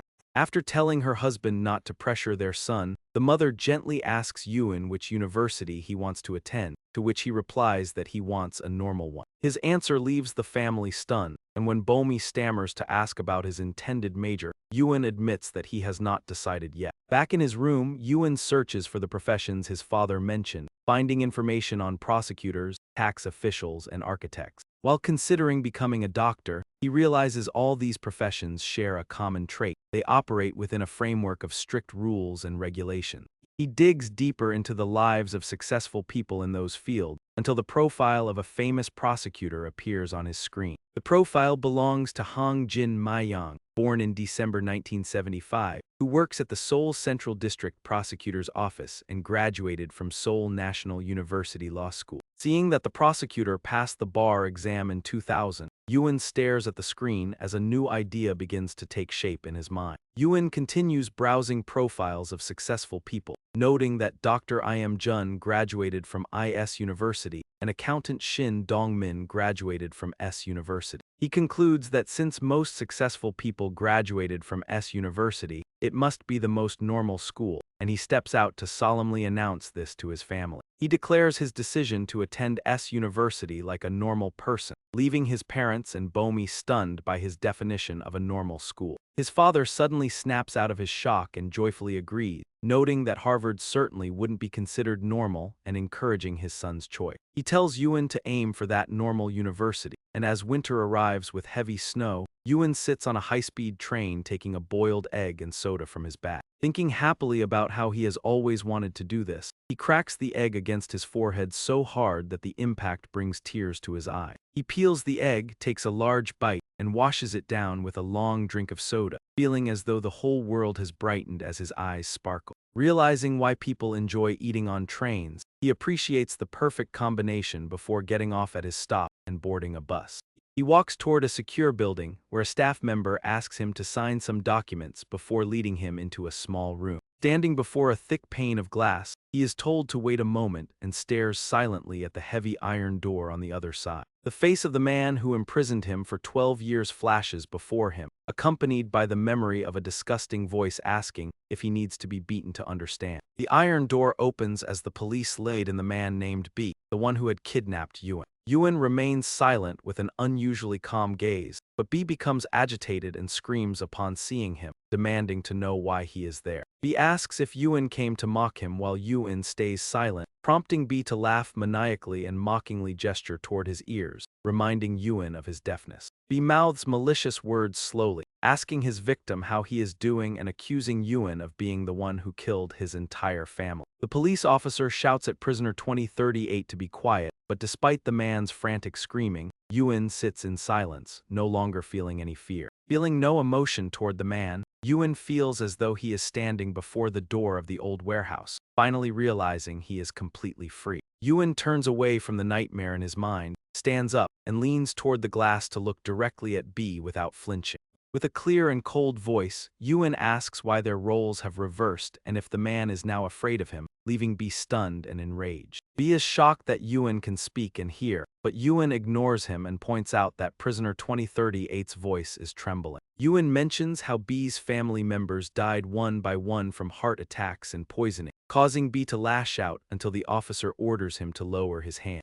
While the officer warns B, Ewan silently analyzes him, noting that people only see and believe what they want to believe. Realizing the man only seeks confirmation for his own thoughts, Ewan smiles and calmly asks if B also assaulted two of his neighbors. When Ewan notes that both neighbors died of heart attacks, B stops screaming and begins to stammer in fear as his heart rate spikes and his skin crawls. Ewan wonders if he should pressure the man further as his past and present selves confront the sinner, mentioning that he has recently faced a dilemma. Speaking slowly and clearly, Ewan tells prisoner 2038 that he is debating whether to carve the man's release date onto his own body. Ewan explains it is to ensure he never forgets, prompting B to roar and slam his hands onto the table, making the glass partition vibrate. Ewan glances at the man's clenched fingers and asks with chilling composure why he would think such a thing.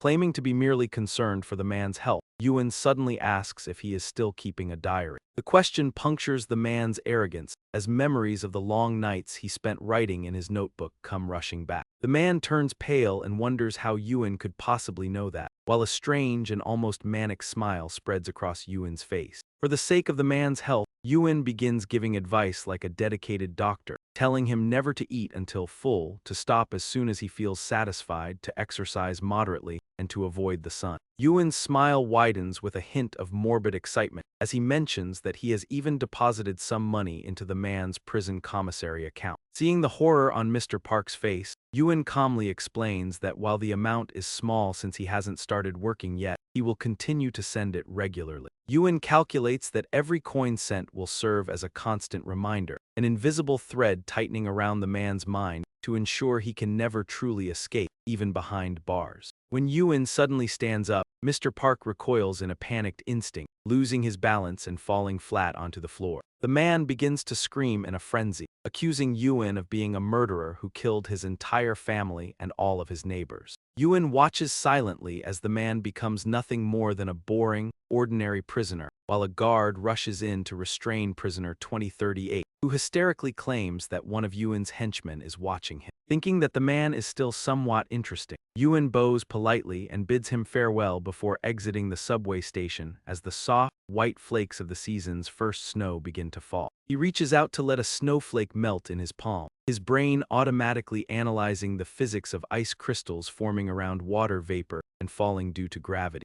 Observing the joy of those around him, he reflects on how the same phenomenon can bring happiness or, as he remembers from the freezing darkness of the warehouse, become a source of intense suffering. Realizing how much environment matters, Ewan looks at the bright lights and the warmth of the crowd before spotting Bomi walking with two friends and calling out to her. Bomi answers her phone and asks where he is, to which he responds that he is standing right in front of her.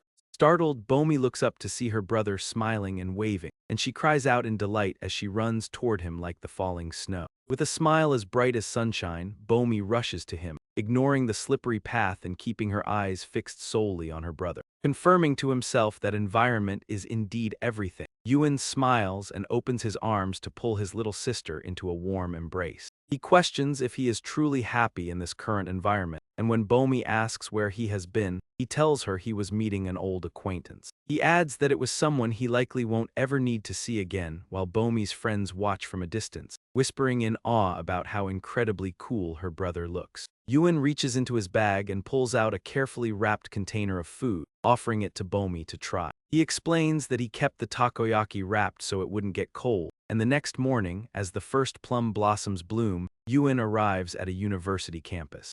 He stops at a notice board to read a flyer about a free lunch for freshmen, knowing the event's true purpose goes beyond a simple meal, before stepping into the lecture hall. Shin Ewan enters a university lecture hall and chooses a seat in the middle to remain inconspicuous, but a cheerful male student soon approaches him. The student introduces himself as Park Jong-guk, and Ewan recognizes the name from the freshman group chat before offering a polite greeting. Ewan expresses a desire for them to get along without conflict, prompting Jong-guk to remark that he speaks as if he were reading from a textbook. After Jong-guk sits down and asks about an after-school meeting, he suddenly stands up to call out to another student named Sung-ha. The lecture hall fills with the lively buzz of eager conversations and new beginnings, while Ewan sits upright in his seat.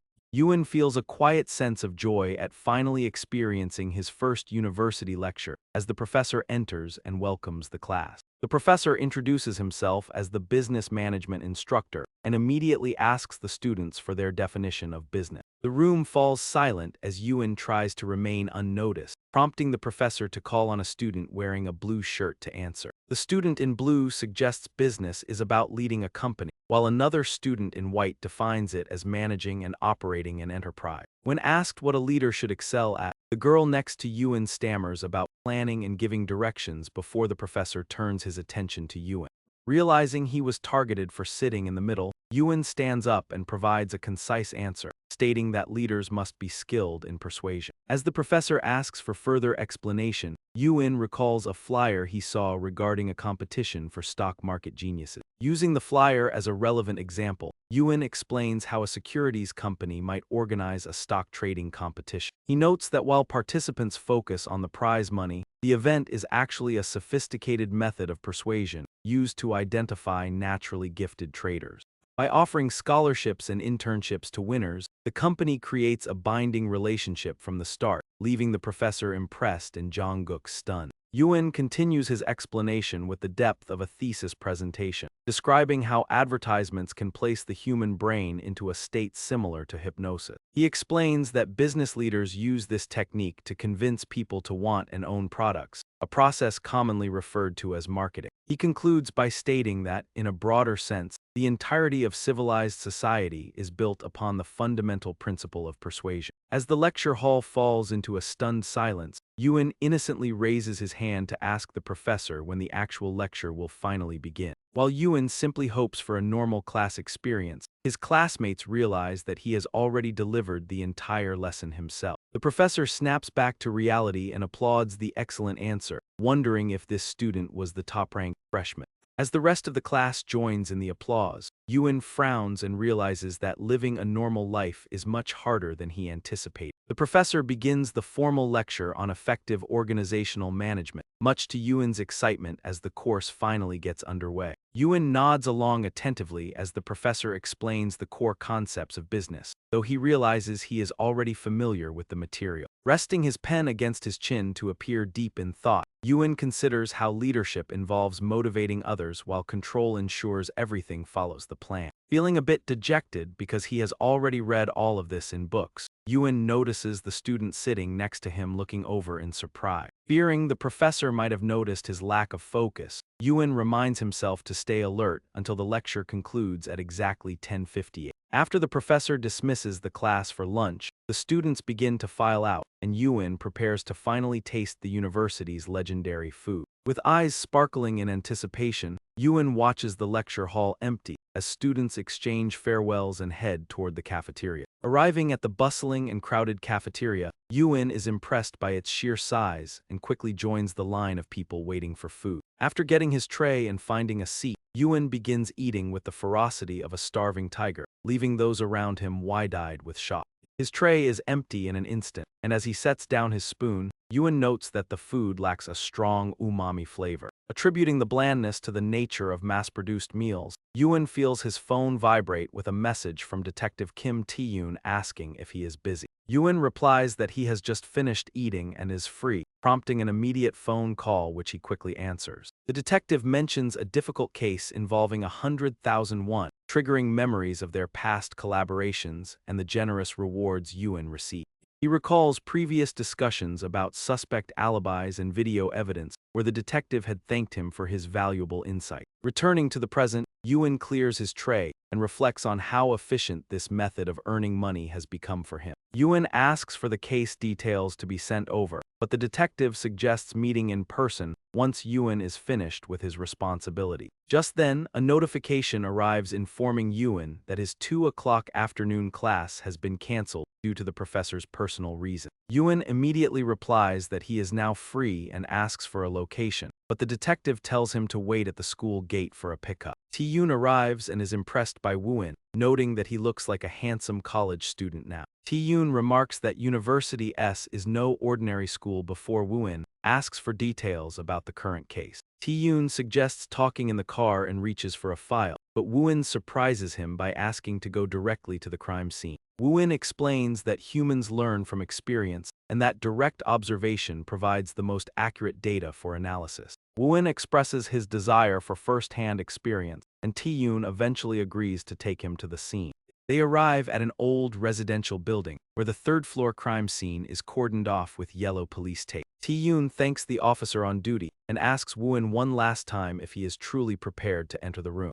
Inside, Ewan observes the blood and chalk outline as his eyes begin to reconstruct the crime like a camera rewinding time. He envisions the victim opening the door and the killer slamming it shut the moment the man turns his back. The killer lunges with a sharp blade, striking the victim's neck and leaving him clutching the wound in terror. The killer stabs the victim's abdomen, then coldly flips him over and holds his mouth shut until he stops breathing. Ewan scans the room and analyzes the attack, noting that the initial strike to the right side of the neck caused fatal blood loss. He concludes the weapon was a specialized knife used in a premeditated murder, intended solely to take a life. Tae-yoon praises Woo-in's sharp deduction, though he admits that no other significant evidence has been discovered yet. Tae-yoon hands over an iPad with CCTV footage of the suspect, while Woo-in begins to inquire about other forensic details. After learning there were no fingerprints, Woo-in focuses on the footage of a blond man standing at the victim's door. Woo-in identifies the suspect as a blond male, 180 centimeters tall, who knew the victim and wore size 270 shoes.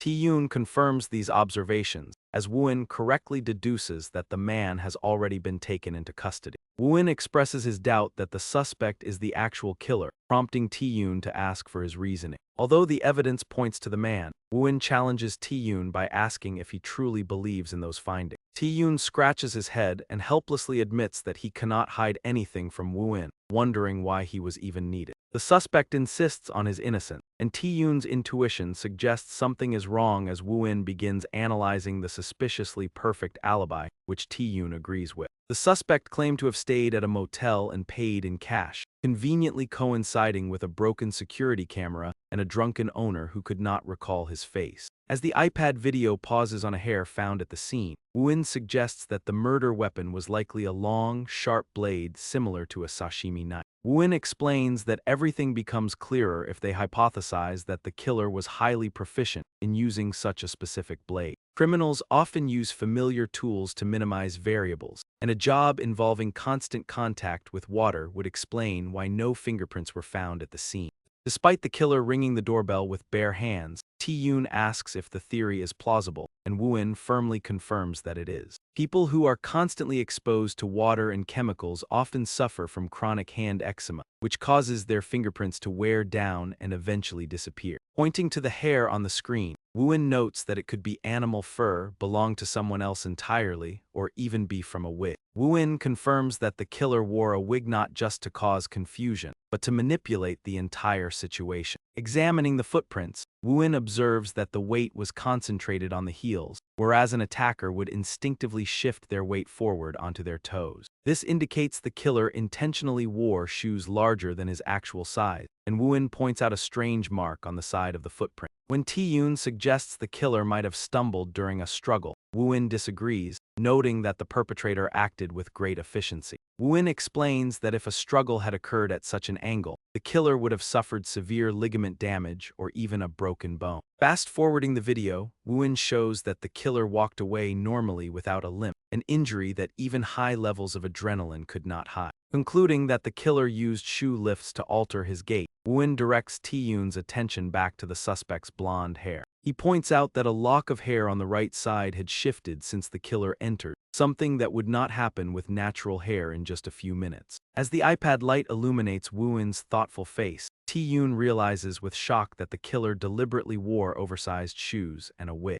Woo-in confirms that the true killer intended to eliminate the victim, who was an easy target due to her small stature, while framing the current suspect. Since the tall suspect was too difficult to overpower, the killer chose to frame him, noting his height of 184 centimeters, shoe size of 270, and black hair. Tae-yoon frowned and scratched his head, realizing the police likely viewed the suspect's sudden hair dyeing as suspicious behavior. He remembered shouting at the suspect, accusing him of dyeing his hair to evade guilt and treating the police like a joke. Tae-yoon admitted he had been too emotional, while Woo-in pieced together that the real killer wore a shoe size between 255 and 260. The killer likely knew the victim, possessed expert sashimi knife skills, suffered from chronic hand eczema, and was highly educated enough to plan meticulously. Since impulsive crimes are more common among the less educated, Woo-in questioned if the motive for such a complex scheme was money, revenge, or a love triangle. As Woo-in began his mental investigation, he noted that while lower-class criminals use violence, those with higher education plan their crimes systematically. Just as Woo-in reached this conclusion, Detective Tae-yoon received a phone call from his colleague. John informed a shocked Tae-yoon that the hair they found was not real, but actually part of a wig. Woo-in continued his serious analysis, noting the victim lived in a studio apartment while the suspect stayed in a boarding house. Both individuals were struggling financially, and the perpetrator's shoe size remained the key piece of evidence. Estimating the killer's height at 166 to 170 cm and his age in the 30s, Yuan's words triggered a sudden realization for Tian. Identifying the sushi restaurant employee as the culprit, Tian urgently ordered John to make the arrest immediately. On his way to school the next day, Yuan received a joyful phone call from an appreciative Tian. Yuan remained indifferent but accepted the 100,000 won reward, learning the killer had murdered the victims over unpaid debts. After ending the call with a promise to focus on his studies, Yuan was approached by a tall young man calling his name. Yuan instinctively scanned the stranger, noting his 178 cm height, short hair, distinct eyebrows, and athletic build. He recognized the man as one of his financial supporters, who introduced himself as Kim Man-soo. Man-soo praised Yuan's impressive knowledge, prompting Yuan to realize he needed to be more discreet before being asked about a stock competition. When Man-soo mentioned that many classmates were entering the contest, Yuan wondered if he should also participate. Fearing he would stand out by not joining, Yuan began to view the stock market as a predatory ecosystem similar to an antlion's trap. Predators wait for ants to fall into traps, draining their life force and discarding the remains. In the financial market, retail investors are like those ants, being bled dry of their wealth by powerful forces while they hesitate over whether to buy. Driven by impulse, they rush into trades and stare at their screens in desperate prayer, only to be consumed by fear and despair when stock prices begin to plummet. Some spiral into a destructive frenzy, leading to a tragic end. Yuan realizes that if he follows the path of the masses, he will suffer the same fate as these ants. Knowing his failure would devastate his parents and Bo Mai, he makes a firm resolution to become the predator who drains others rather than the prey being drained. Rationalizing his choice as a necessity of life, Yuan sits before his computer watching the chaotic dance of market data, wondering why he feels no joy in the process.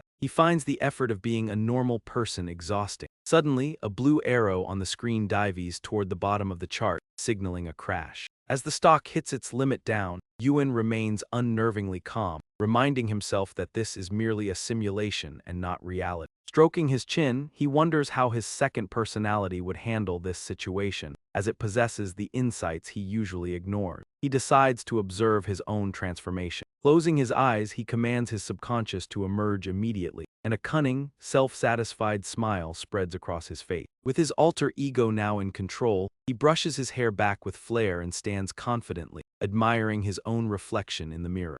Speaking to himself with arrogant pride, he remarks on how long it has been and notes that his handsome appearance could easily make him a celebrity. He abruptly tears off his shirt, revealing a torso covered in a horrific map of scars that tell a story of immense past suffering. Smirking at the thought that acting might not suit him, he sits down and begins typing at a blistering speed, researching complex financial and AI terminology. As the screen fills with dense data, he focuses on the task at hand, while memories of his time in captivity begin to resurface. He recalls when he had total control over the body, but now that Yuan is reclaiming his autonomy, he fears he might eventually fade away. Leaning back, he realizes he must prove his worth to Yuan. He watches the volatile market closely, smirking as he notices the major players beginning to move. Detecting clear signs of market accumulation, he mockingly tells Yuan that practicing with simulations is a childish waste of time for an adult. With a series of decisive clicks, he executes several real trades, finalizing the transactions one after another. The downward blue arrows are instantly replaced by surging red lines that skyrocket upward, mirroring his own wild and confident grin. As every index hits its peak, he muses that true wealth is not something one earns through labor, but something that others generate for you. In this market, retail investors are destined to be drained dry, and the next day at school, Jong-guk confirms their 10 o'clock class before they head to a room filled with students discussing their trades. Some students boast about a 3% profit, while others lament a 7% loss, reminding themselves of the old adage about not putting all their eggs in one basket. Yuan listens in silence and decides to begin his own ventures the following morning since he has an afternoon class, just as the professor enters and starts the lecture with the usual projector setup. The professor's monotonous voice drones on like a repetitive chant, though Yuan manages to catch a few key terms such as talent acquisition, market share, and brand image. The lecture soon descends into a series of tedious and boring topics, becoming so dull that even Yuan finds himself nodding off while the professor continues his passionate explanation. As the professor explains how certain analyses lead to a competitive advantage, he He suddenly pauses upon noticing that Ewan is dozing off in the middle of the class. Professor remembers the previous session when Ewan had stood up with glowing eyes, ready to fire off complex questions the moment the floor was opened for inquiry. On that day, Ewan had unleashed a barrage of sophisticated analyses and doubts that turned the lecture into an exhausting academic debate for the teacher. Deciding it is better to let him sleep, the professor moves on, while Ewan struggles internally because he finds it impossible to actually fall asleep despite his best efforts. Ewan simply wanted to experience the common student habit of napping in class, recalling movie scenes where professors would scold students for sleeping during a lecture. He realizes that living a normal life is much harder than he anticipated, but he is suddenly jolted awake by the professor's announcement that the session is ending. When the professor mentions a homework assignment, Ewan sits up instantly with a bright expression and shouts out to ask about the details of the task. Thrilled at the prospect of finally doing homework, Ewan waits eagerly while the professor's face twitches in disbelief at how quickly the student woke up. The professor reluctantly tells the class to read Adam Smith's The Wealth of Nations for their upcoming assignment. They are tasked with discussing perfectly competitive markets and diminishing marginal utility in groups of 4, but Ewan interrupts again before the professor can finish. Ewan's voice booms through the lecture hall as he fires off a rapid-fire question about economic theory, catching everyone's attention once more. He questions whether the classic paradox of value involving diamonds and air can be reinterpreted through a more modern lens.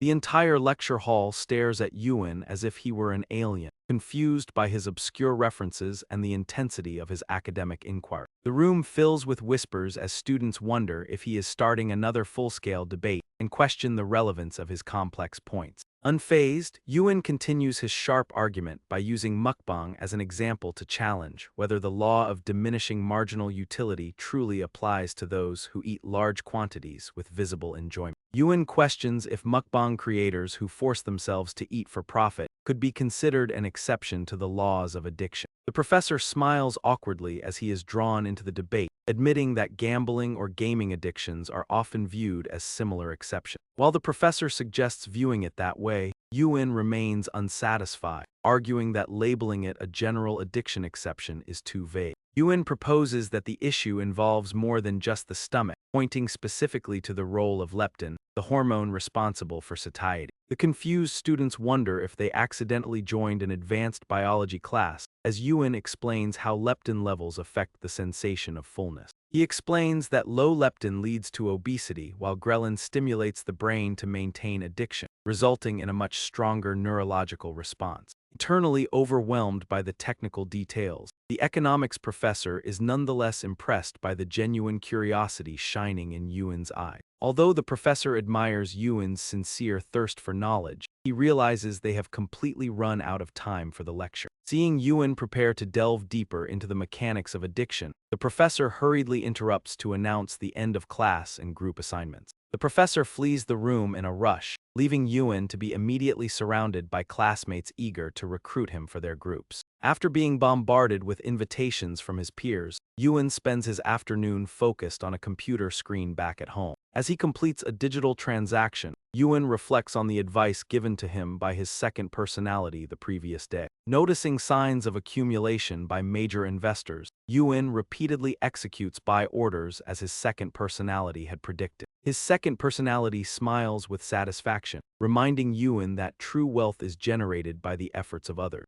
In a mental vision, the second personality explains that unless one prints money, they must always exchange value for it, regardless of their rank. He points out that even directors must constantly humble themselves and network with others to generate the revenue needed for salaries. The vision depicts an exhausted director, illustrating that business owners hire others to handle the labor of making money. In this cycle, employees are the ones forced to please difficult clients, much like Ewan once did while serving demanding customers. The second personality emphasizes that the essence of money lies in control rather than mere possession, questioning who truly creates and benefits from value. He concludes that in the financial game, Ewan must transition from being a lowly ant to becoming a predatory antling. The second entity lectures himself on the ruthless and effective art of making money, noting that a good manager only needs to offer timely praise to keep employees working tirelessly. These workers exhaust themselves until they can proudly announce their success to the director, ensuring a continuous cycle of cash flow. He muses that while a safe life offers stability, those who crave true wealth must be prepared for a different path. One must be ready to face the abyss, where countless envious hands and curses wait to pull a person down from their position. Even without a formal business, he realizes that money itself acts as the most loyal set of employees, working without rest. Money facilitates hobbies and triggers happiness-inducing chemicals like endorphins and serotonin, acting as a personal therapist for both mind and body. Most people fail to see that after personal enjoyment, the remaining capital can be deployed like workers sent to exploit a newly discovered gold mine. High-denomination currency, units immediately obey such orders, leaving Yuan's second personality to contemplate exactly where to deploy his workforce. When a gold mine is found, he wisely ignores the urge to join the diggers, choosing instead to have his low-denomination currency units sell pickaxes to the masses. As the miners struggle and their tools begin to break, they realize they must purchase replacements to continue their search for gold. They flock to Yuan's currency employees at the entrance to buy pickaxes for 10,000 won, instantly doubling his initial capital through the completed transaction.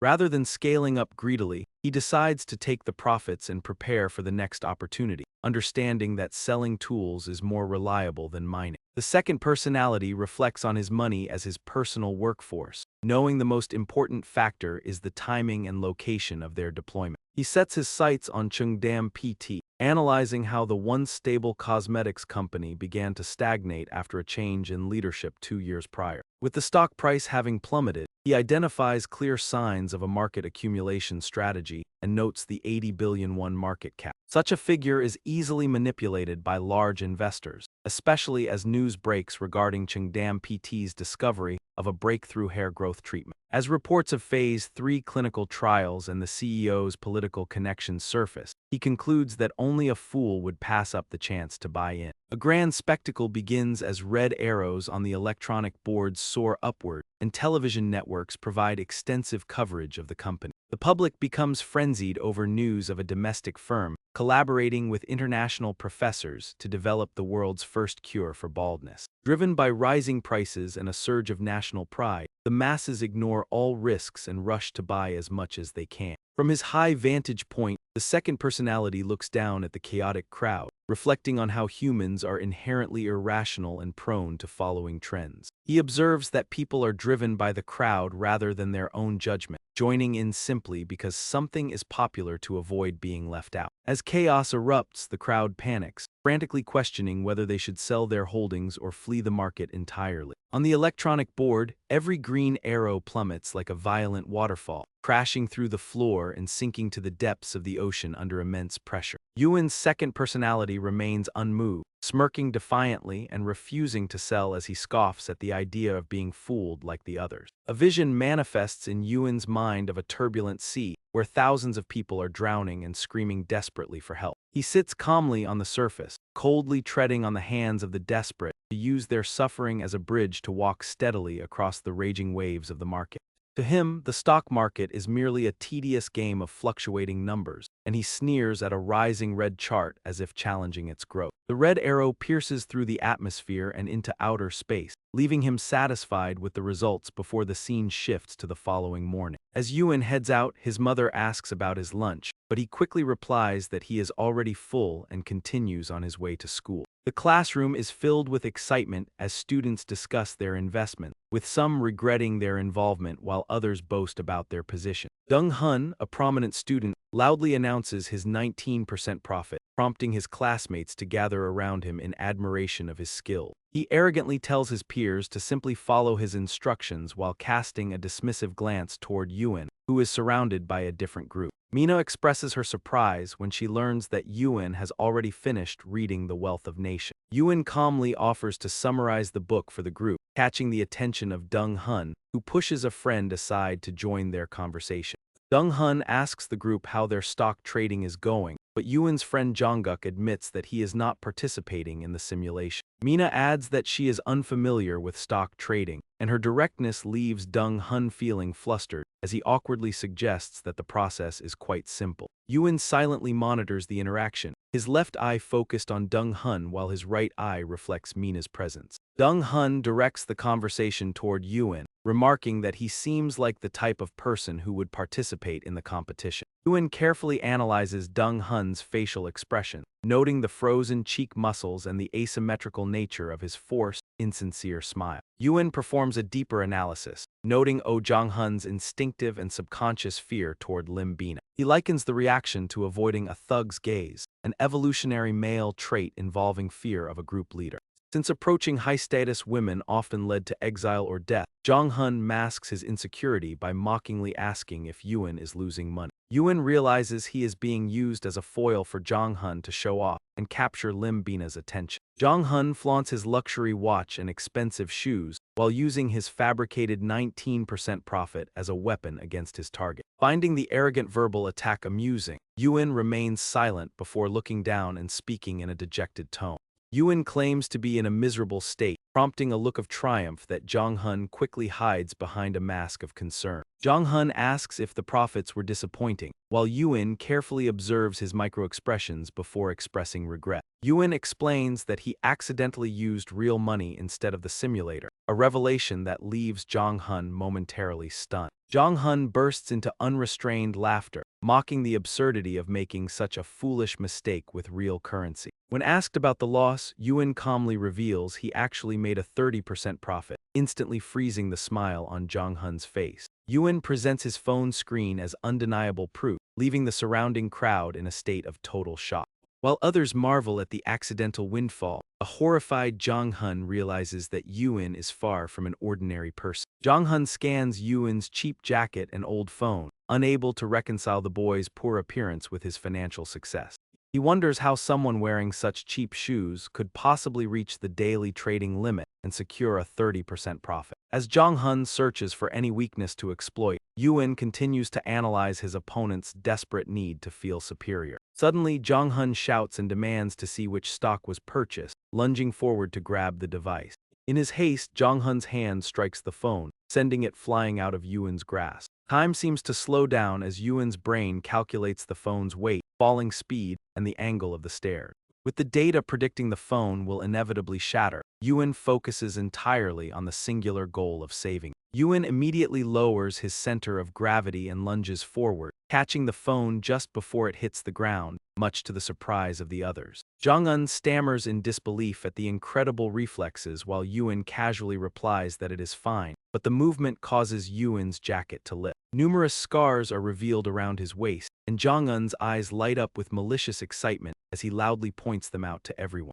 Mina reacts with shock while Jong-un makes a pointed exclamation and laughs with a smirk, intentionally speaking loudly for everyone to hear. He mockingly asks if Ewan used to be a gangster and jokes that even heavily tattooed men at a public bath would be intimidated by him. Despite Ewan's cold stare, Jong-un continues his malicious teasing, suggesting that Ewan could win any fight just by showing his scars to his opponent. He tells the others they should be kind to Ewan, while the two girls whisper to each other about how severe the injuries appear to be. Ewan looks directly into Jong-un's eyes without a trace of fear, calmly reflecting that this confrontation was inevitable. He recalls the psychology of bullying, noting how people subconsciously belittle others to create a sense of personal superiority. This behavior triggers the brain's reward system to release dopamine, while the focus of negative emotions like resentment and envy releases cortisol. Jong-un openly mocks him to enjoy that biological pleasure, tauntingly asking if Ewan was injured fighting 17 people alone or if he was the 17th victim.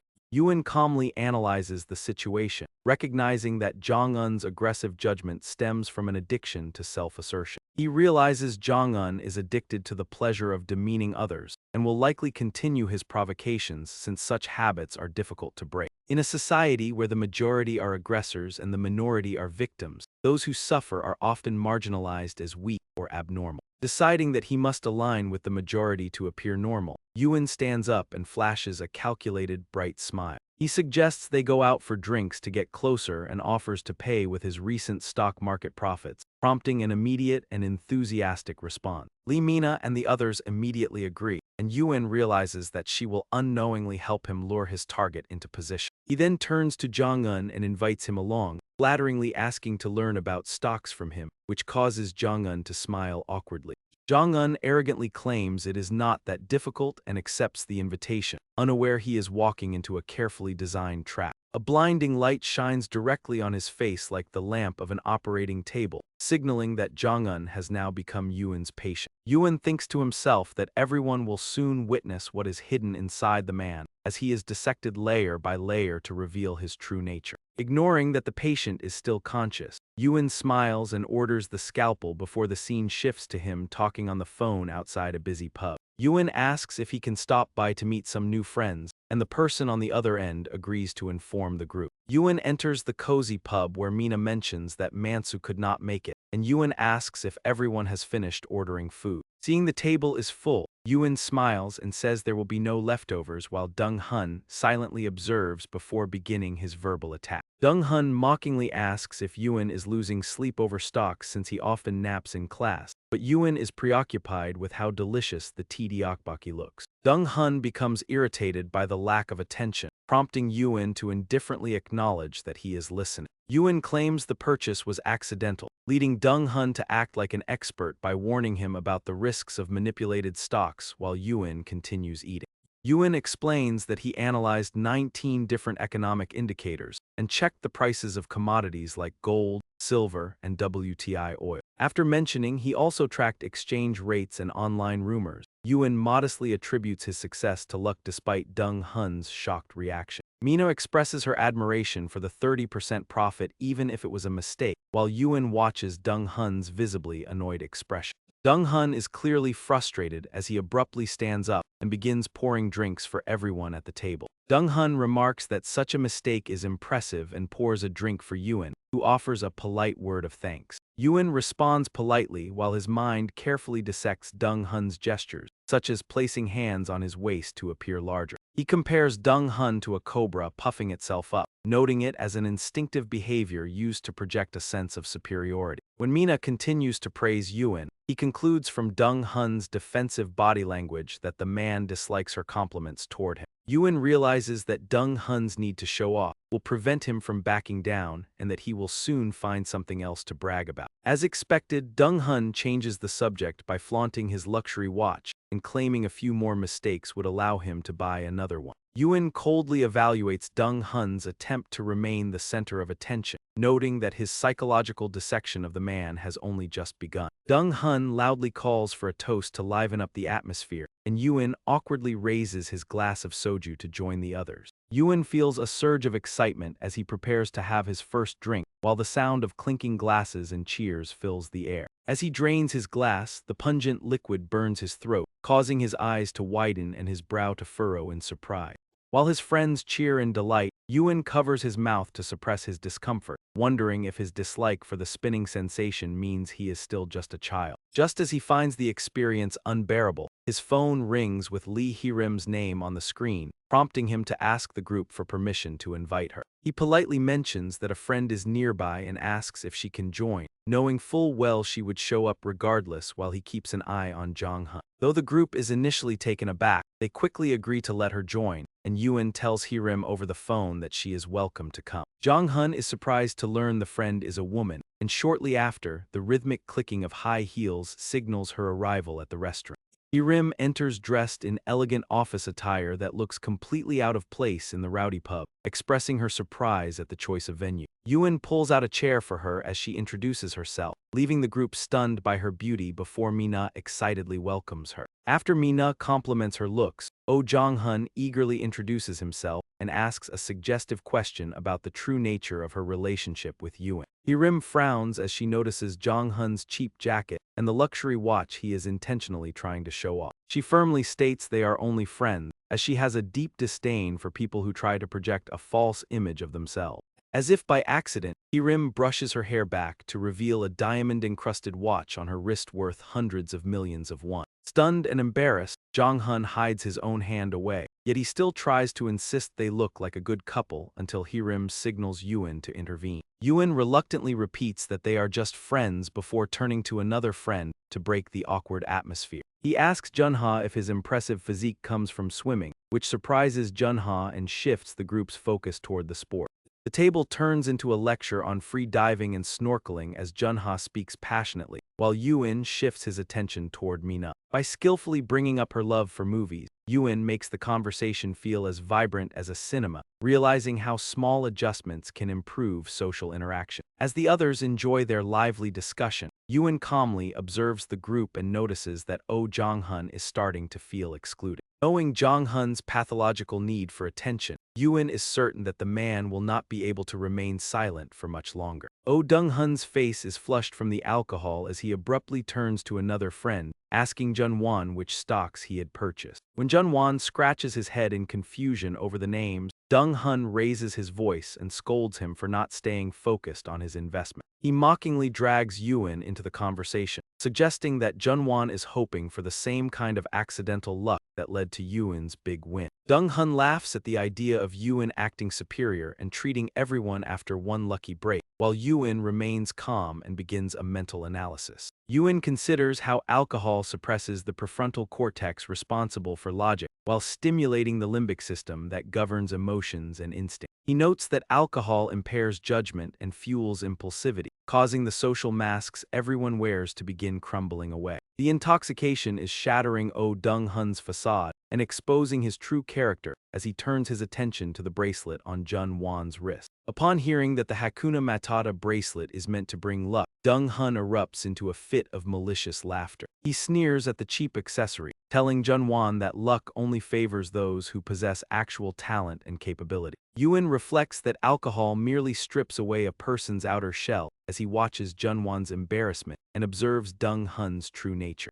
Dong-hun believes that mocking others makes him look impressive, unaware that he is walking into a trap with Lee Hee-rim sitting right there. As expected, Hee-rim lets out a dangerous smile and questions if there is truly anything wrong with someone pursuing a bit of luck. She displays her carefully painted nail, mentioning the superstition that balsam-colored polish can make one's first love come true. She asks if that makes her look foolish as well, while Yuin realizes her self-centered nature makes her indifferent to the opinions of others. Hee-rim coldly asks Oh Dong-hun if the counterfeit watch, clothes, and shoes he is wearing actually make him feel any better about himself. She wonders aloud if he really thinks people will praise his fragile ego simply because of the fake luxury items he displays. Yuin watches his predictions come true as Dong-hun explodes in a rage, kicking his chair back and shouting at the top of his lungs. Unaware that he is being manipulated by invisible strings, Dong-hun continues his outburst while Yuin calmly finishes his drink. Yuin feels like a puppeteer controlling a frantic doll, while back at home, Bomi smiles as she reads a flood of messages from her friends. Her friends beg for an introduction to her brother or offer to pay any price for him to tutor them, hoping for a chance to visit her house. Bomi considers the idea of teaching and feels her brother would be very interested, remembering how his explanations always made everything remarkably clear. She reflects on the experiences her brother missed, like visiting the zoo or the beach, and hopes that after all his suffering, no one will ever bully him again. A distressing vision of thugs surrounding Yuin to demand his homework and meal tickets fills her mind, causing her eyes to widen in alarm.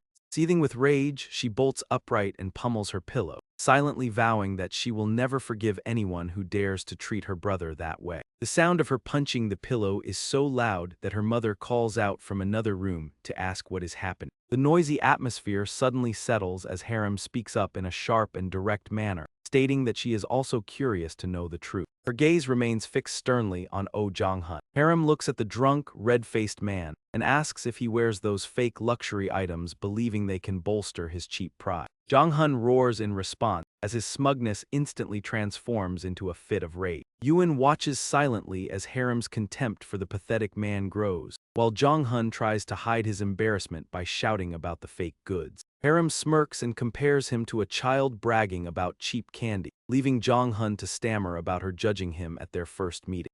Harem asserts her knowledge of luxury brands through her sister, prompting a cowardly Jong-hun to turn his frustration toward Yuin. Jong-hun demands to know who Harem is, while she stands up and opens her bag with a bored expression, calling him childish. Harem asks if he enjoys mocking others for fun, causing Jong-hun to lose control and scream that she is the one ruining the gathering. When Jong-hun demands proof that his items are fake, Harem silences him by slamming 2 large checks onto the table, leaving him stunned. Harem nonchalantly offers to pay for the ruined atmosphere caused by his behavior, her face filled with clear disdain. After suggesting he looks like he needs the money, Harem tells Yuen she is leaving because she can no longer tolerate the situation.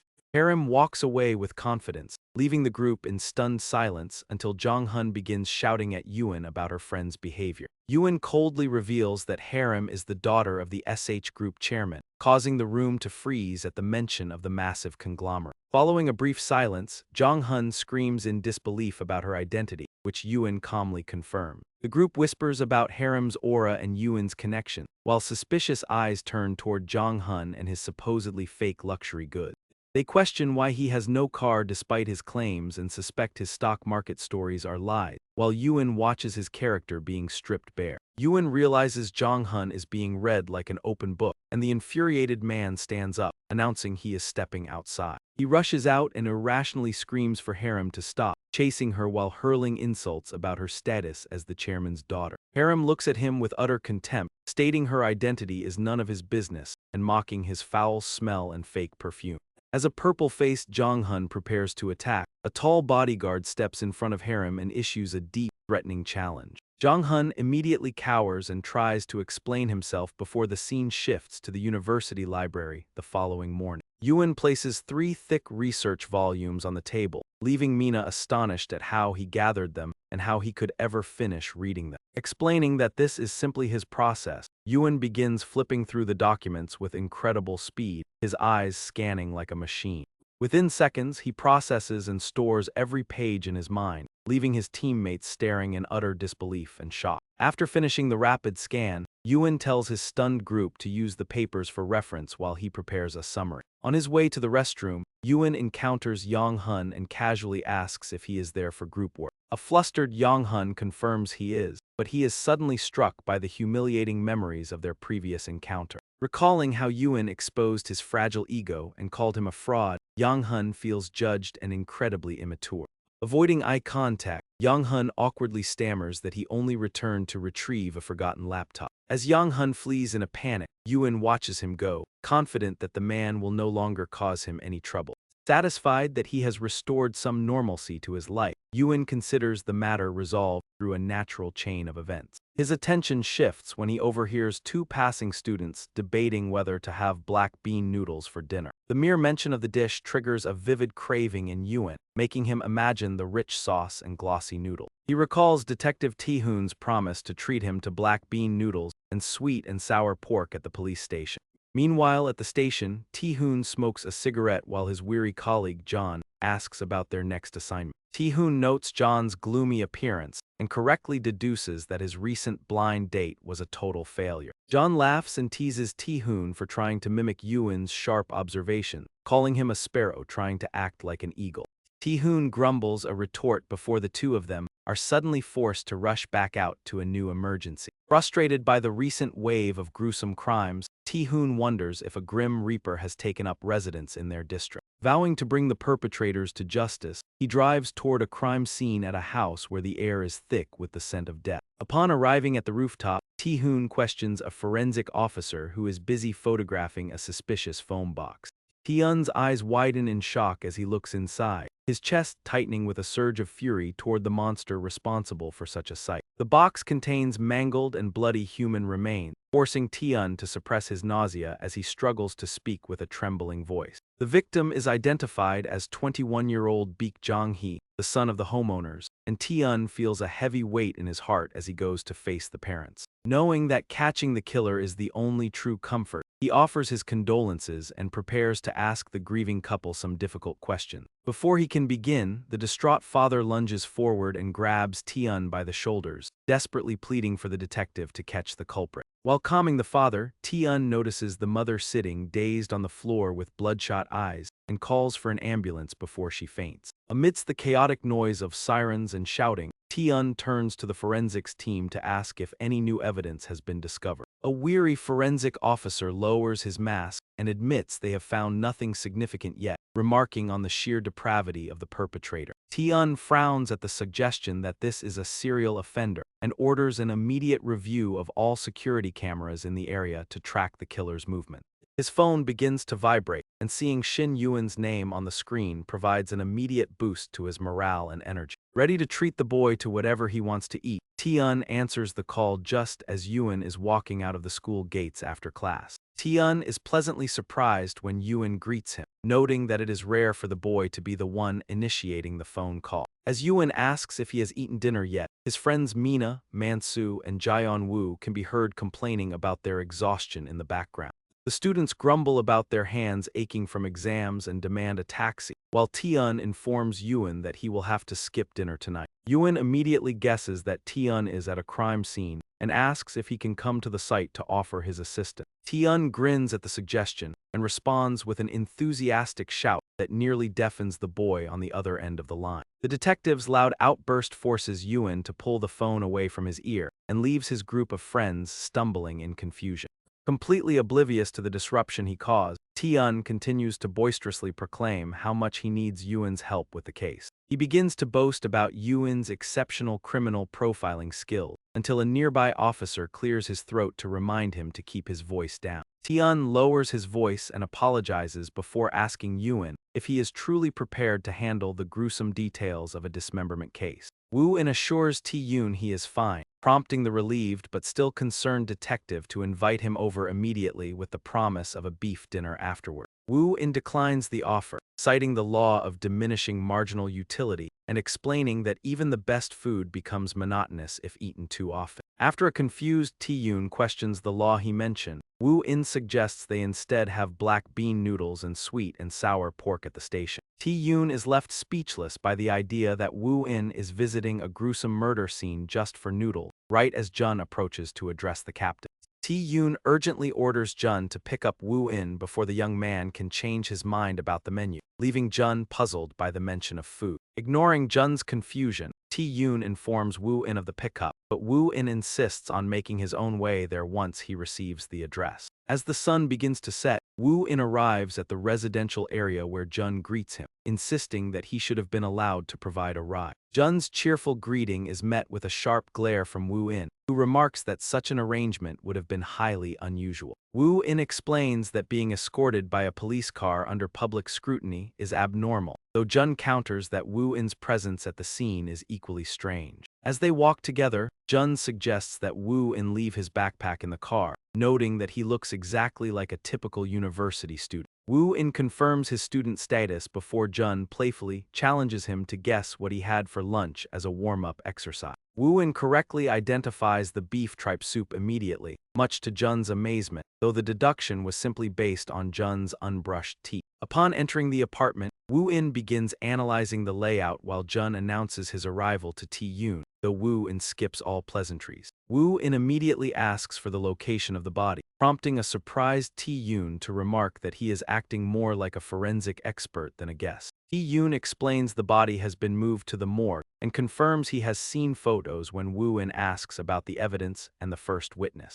Ti-Yun notes that the victim's mother discovered the body and the killer remains unknown, just as an older officer approaches to question the stranger's presence. Ti-Yun introduces Wu In as a psychological profiling expert, leading the older officer to eye the young man with a mix of curiosity and skepticism. The officer questions the propriety of allowing a civilian at a crime scene, but Ti-Yun dismisses the concern and asks him to keep the matter quiet. The officer grumbles that Ti-Yun is risking disciplinary action for a boy who merely got lucky before, while a flustered Ti-Yun tells Wu In to ignore the remarks. Unfazed by the officer's attitude, Wu In considers the reaction perfectly normal for an ordinary person and asks to see the crime scene photographs. Tian cautiously asks if Yuan can truly handle the sight, and though Yuan admits the scene is horrific for his first time, he still reaches out for the phone. Yuan remains remarkably calm as Tian warns him to speak up immediately if he feels nauseous or dizzy, urging him not to overexert himself.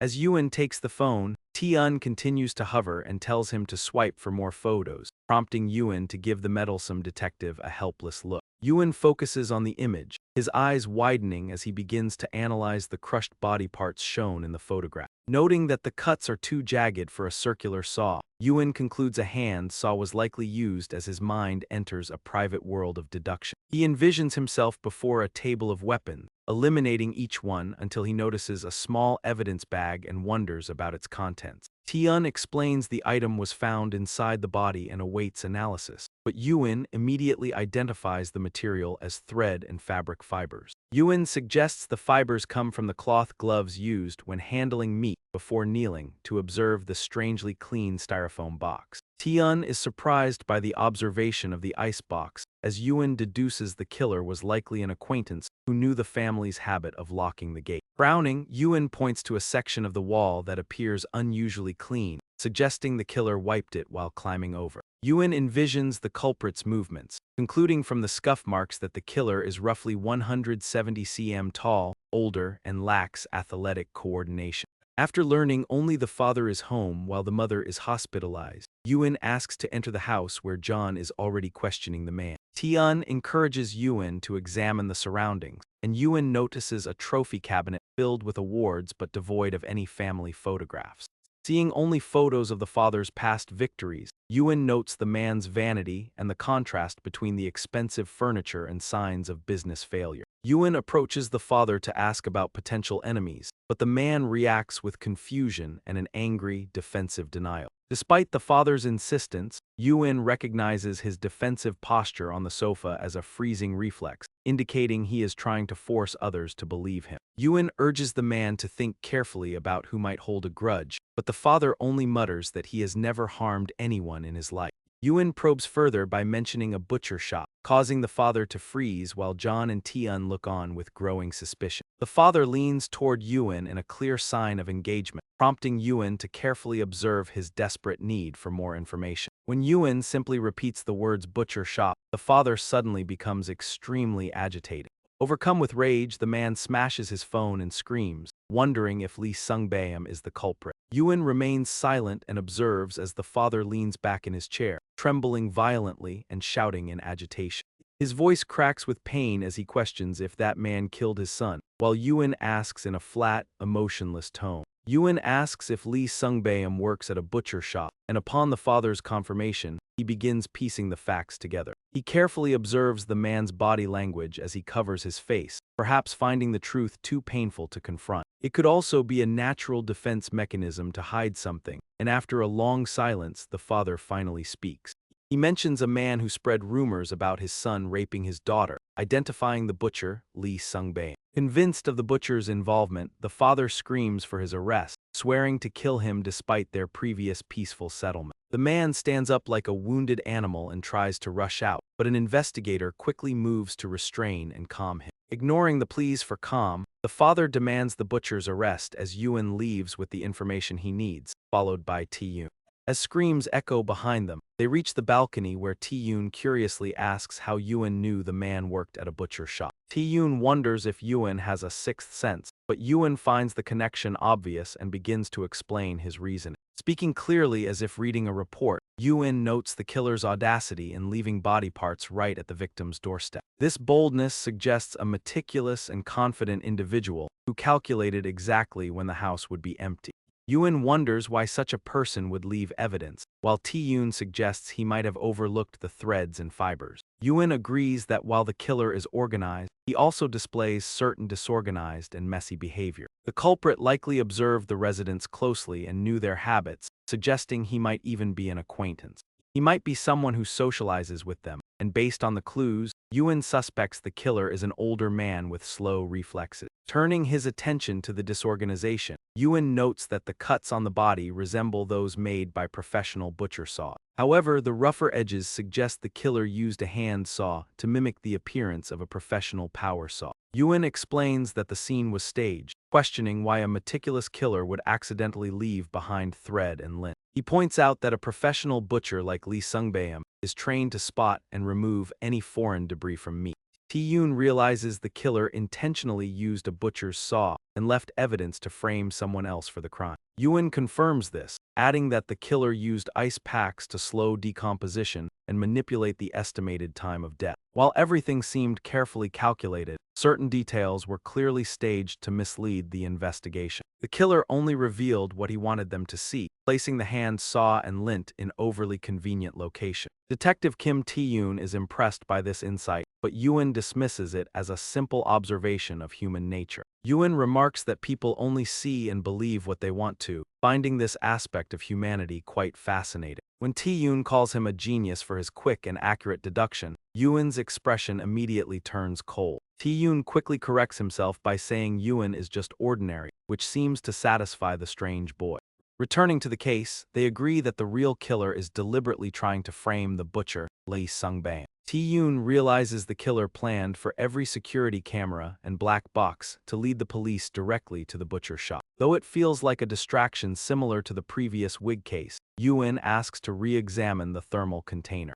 Tae-yoon shows him a photo of the cooler, which Ewan notes is brand new and completely free of any scratches. Ewan suspects the container was bought specifically for the crime and asks how such a heavy object was transported. Tae-yoon recalls the forensics team struggling to carry it and wonders how the killer moved it into the house alone.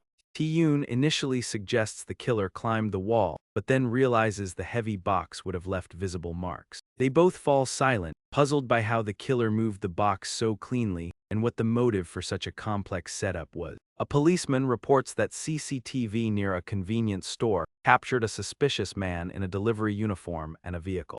Ewan immediately dismisses the lead, asserting that the delivery man is just another distraction planted by the killer. Tae-hoon orders the car to be tracked immediately, noting that Lee Sung-bum's alibi is perfect, before turning to ask Woo-in a serious question. Tae-hoon asks if Woo-in can identify the real killer if it is not Sung-bum, and Woo-in confidently replies that he can. Tae-hoon is eager to know the identity, while Woo-in suggests it is someone who either dislikes Sung-bum or hated the victim. Woo-in looks back at the house, believing the grieving father will reveal the killer's identity as they return to find Mr. Park shouting at investigators. As the investigators try to calm him down, Woo-in notices Mr. Park's swollen feet while the man desperately demands a drink of water.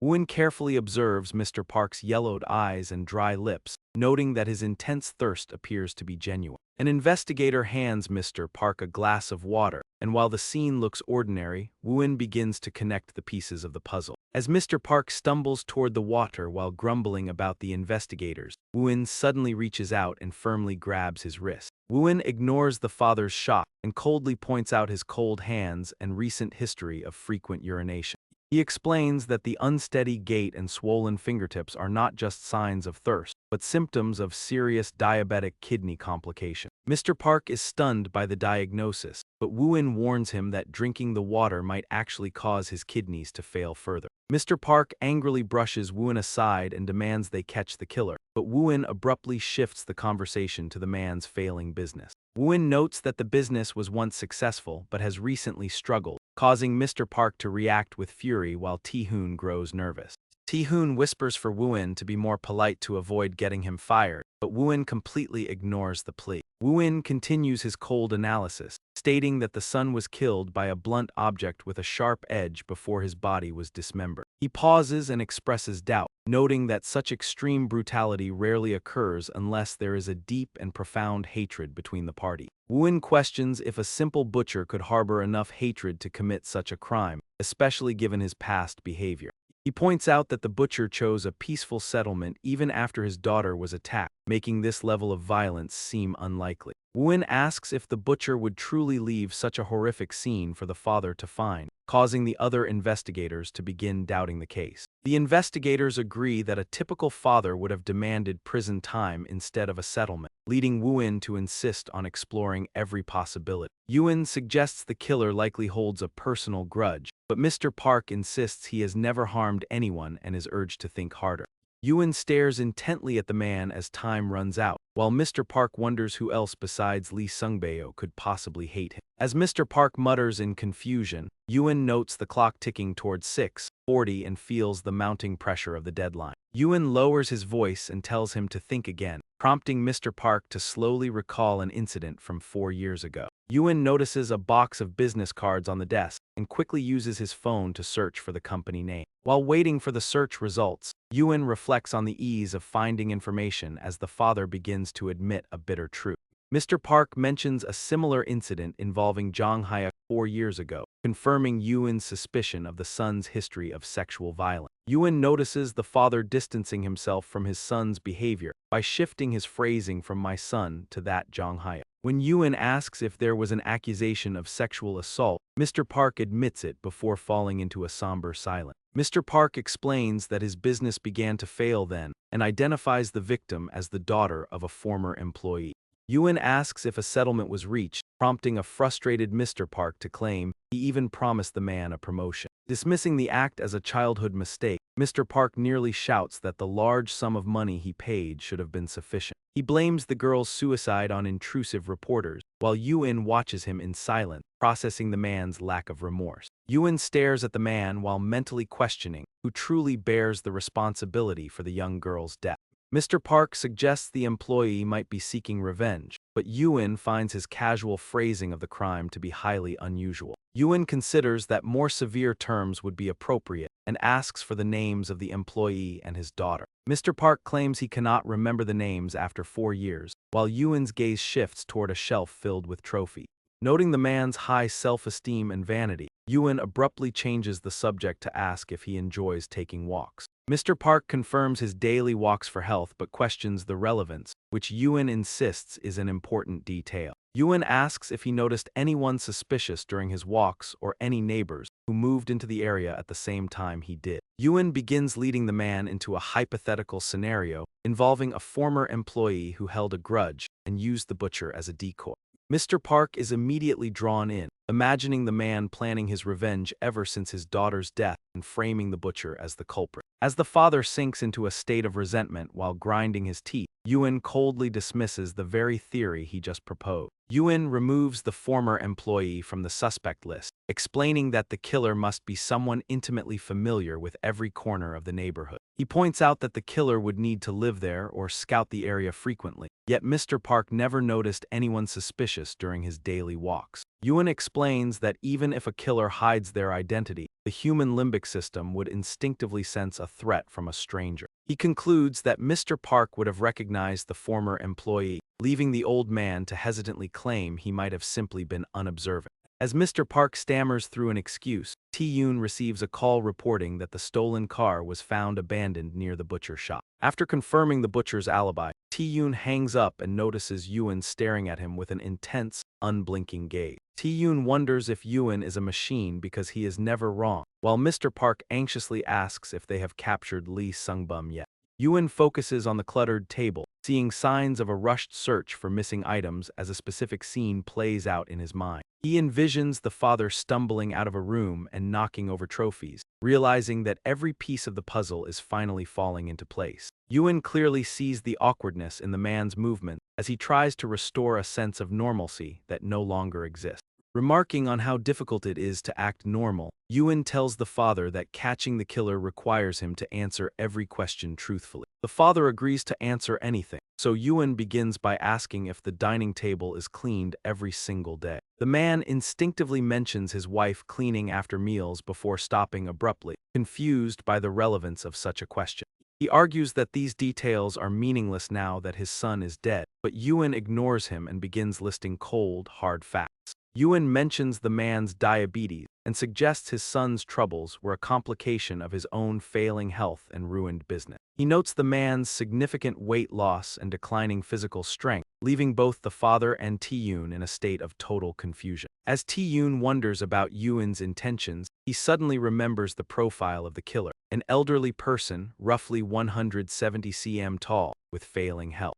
Ewan abruptly changes the subject by asking if the man ever dreamed of being an actor, a question that ignites the man's temper like a spark to gunpowder. The man roars in disbelief, questioning if Ewan is truly a police officer, to which Ewan firmly confirms his identity. Leaving the father stunned, the man turns to another investigator to ask what is wrong with the young man, while Ewan calmly turns to Detective Yoon with a request. Ewan asks to borrow some luminol, and despite the sudden request and limited time, Yoon rushes to obtain a spray bottle from the crime scene unit. Without warning, Ewan switches off the lights and plunges the room into darkness, ignoring Mr. Park's startled cries as he calmly sprays the luminol solution onto the table while everyone watches, causing Mr. Park's face to turn pale. As the liquid soaks in, an eerie blue fluorescent glow gradually becomes visible, leaving the observers wondering what it is and why it is appearing there. Tae-yoon and the captain look on in complete astonishment at the revelation. At the corner of the table, a large and distinct light reveals itself as Yoon continues to watch Mr. Park's stiff expression. Yoon suggests the stain is his son's blood, which Mr. Park frantically denies before admitting he and Jun Hyuk argued before the boy died. Claiming he only accidentally pushed his son, Mr. Park points out that the blood is localized, arguing it would have splattered everywhere otherwise. Mr. Park challenges them to check the floor for blood, leading Yoon to realize the man is mixing a grain of truth with his lies. Yoon approaches the trophy shelf and agrees the initial injury was minor, but notes that the real issue lies in what happened afterward. As Mr. Park roars in anger, Yoon picks up a gold flame trophy, a move that causes Tae-yoon to look on with growing suspicion. Yoon points out that while the trophy has small scratches, the upper left side is suspiciously polished, causing Mr. Park to howl like a wounded animal. Mr. Park tries to justify the cleaning by claiming the trophy is a hard-earned prize, but Yoon interrupts him by spraying it with luminol. Under the eerie blue light, hidden bloodstains emerge to tell a silent and horrific story as Mr. Park screams at Yoon to stop. Ignoring the man's protests about touching his property, Yoon holds the trophy up so the fluorescent light hits its polished surface. The trophy reflects Mr. Park's terrified and distorted face as Yoon vividly reconstructs the crime scene of the living room covered in white plastic. In the vision, Jun Hyuk enters the plastic-wrapped room and expresses his confusion just as his father steps out to meet him. Jun Hyuk asks why the house is covered in plastic, but Mr. Park remains silent as his son stumbles on the slippery floor and hits the trophy shelf. Jun Hyuk rushes to help his father and tells him to be careful, still questioning the purpose of all the plastic sheeting. While helping rearrange the trophies, Jun Hyuk wonders if his mother is making kimchi and why his father isn't working his night shift. Mr. Park tells his son it is time for him to be obedient while grabbing the heaviest trophy, even as Jun Hyuk mentions his plans to go out. Suddenly, Mr. Park strikes his son's head with the heavy trophy, sending Jun Hyuk to the floor in a state of pure horror. Consumed by rage, Mr. Park swings the trophy again, shouting about all the messes he has had to clean up for his son over the years. Mr. Park accuses Jun Hyuk of tarnishing the family reputation and insists that the boy will finally become a good son. Declaring that he must beat his son into submission, Mr. Park ignores Jun Hyuk's desperate pleas for mercy, which only fuel his father's fury. Park Jong-il flees in a state of panic as his vision begins to blur and the world around him grows hazy. He loses his balance and falls, striking the back of his head against the edge of a marble table with a sickening crack. Returning to the present, Yoon holds the trophy and notes that while most criminals hide their weapons, this man kept his. The man clearly valued the trophy more than his own son's life, marking a tragedy where narcissism triumphed over paternal love. Despite Park's stubborn denials and his questioning of what kind of father would murder and dismember his own son, Yoon provides an answer. Yoon describes a father who grew exhausted from covering up his son's sexual assault cases and whose denials lack any sincerity. The man never truly wanted to help his son, viewing him instead as a business liability that needed to be permanently eliminated. Yoon speaks coldly while staring intensely at the man, repeating the question about what kind of parent would dismember their child. The answer is a father who feared his unruly son would destroy his legacy and decided to dispose of him once and for all. Yoon vividly imagines the father standing over the body as he coldly remarks that some parents even let their children starve to death. He notes that some find peace in abusing their children and points out that the man's gaze toward the corpse was filled with indifference.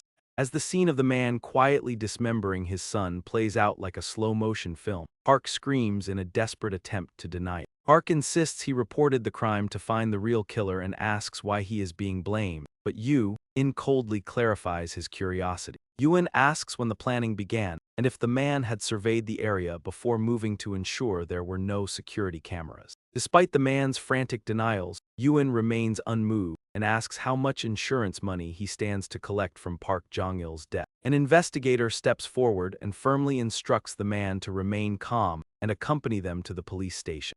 The man screams in an attempt to shift the blame onto Lee Sung-bel, while Tae-yoon calmly issues an order to his team. Jun and his colleagues quickly restrain the man as they inform him of his right to remain silent during the arrest. After Park is led away, Tae-yoon asks Yoon why there were no bloodstains on the floor if the victim's blood had been spilled. Yuen explains that the man used a plastic tarp to cover the floor, preventing the blood from soaking into the wood or tiles. Despite finding blood in the tub, Tae-yoon still wonders why the man climbed the wall, leading Woo-in to explain the staged scene. Woo-in explains the act was meant to confuse the investigation and create witnesses by projecting the image of an intruder to the neighbors. He notes that ordinary witness testimony is difficult to analyze scientifically and explains why the ice box left no scratches during transport. Since the body and the container were inside the house from the beginning, no marks were made, leaving Tae-yoon completely convinced. While Woo-in tries to maintain a normal demeanor, the forensic team members passing by steal curious glances at him. They whisper about the boy being a psychological profiling expert, just as Woo-in's attention is suddenly captured by something. Seeing the clock at 7:20, Woo-in urgently tells the detective they must head to the police station immediately without delay. Confused, Tae-yoon asks if they missed a dangerous light, and Woo-in confirms the situation is indeed critical. Woo-in promises to explain on the way and begins typing frantically on his phone as soon as they get into the car.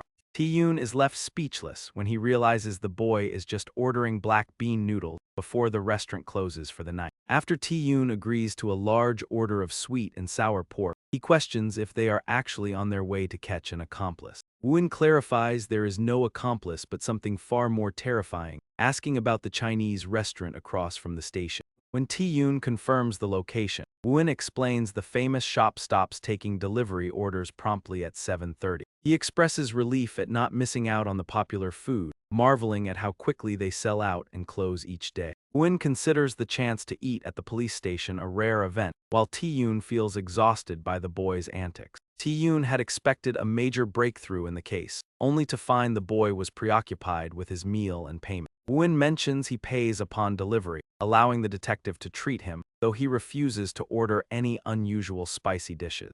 True to his nature, Woo-in avoids anything abnormal and later shocks the entire station by devouring the food at an incredible speed. The officers watch in amazement, wondering if he has been starving all day as the sweet and sour pork disappears instantly. Just then, the captain arrives and asks why they have returned to the station if the perpetrator has already been apprehended. The captain is surprised to learn they caught the actual perpetrator rather than just a suspect and asks about the teenager's identity, wondering if he is a criminal. Tae-yoon reminds the captain that the boy is Yuen, leaving the captain shocked to see how much the child who was once imprisoned for 12 years has changed. The captain asks Yuen if he is doing well and why he has returned to the station, but Yuen explains he only came to eat black bean noodles. Tae-yoon clarifies that they ran into each other on the way back to the unit, and he invited Yuen to stay for dinner. Tae-yoon mentions their special bond, but the captain cuts him off with a sharp blow for bringing a civilian to a crime scene. After scolding his subordinate, the captain turns to Yuen and gently asks if he is enjoying the black bean noodle. Yuen praises the meal, noting that noodles eaten at a police station have a unique and incredible flavor thanks to a nearby restaurant. Yuen compliments the station's excellent location before thanking Tae-yoon for the meal and preparing to head home. Tae-yoon offers to drive Yuen back since his task is complete, but the captain angrily questions why he is leaving when there is still work to do. Tae-yoon promises to return quickly while his colleagues defend him, insisting it is their duty to see Yuen home safely. The captain remains baffled by his team's behavior and wonders if Yuen was the one who paid for the meal, which the officers quickly deny. Sometime later at university, Yuen's group prepares for a presentation, and Man-soo is so anxious about his turn that he was unable to sleep. Man-soo regrets having to present, especially since he usually never loses at rock, paper, scissors, despite being the one who suggested the game. A classmate warned him not to back out of the deal after Yuen confidently announced he would play rock. The two female students decided to follow Yuen's lead by playing rock, while Man-soo claimed he would play paper. Man-soo tried to cheat by playing scissors instead, but he lost because the other three stayed true to their word and played rock. Forced to handle the presentation, Man-soo receives a piece of advice from Yuen to not just look at things, but to truly observe them. Inside the classroom, the two female students try to encourage a visibly trembling Man-soo as they wait for their turn. The professor calls Group 1 to the front to begin, and Yuen listens closely while silently critiquing their work. Yuen notes that Group 1's minor mistakes won't affect their grade under the curve system, as Young-hun prepares to present for Group 2. Dong-hun's teammates offer him words of encouragement, urging him to stay confident as he steps up to the podium. Group 2 begins their well-prepared presentation, with Dong-hun delivering his part quite smoothly. However, during the Q&A session, Woo-in poses a long and complex series of questions about principles and solutions that leave Dong-hun completely bewildered. The teacher smiles to himself, glad that someone finally understands his struggle, as Group 2 concludes their presentation with Dong-hun looking utterly defeated, and the video ends here with a final thank you and goodbye to the audience.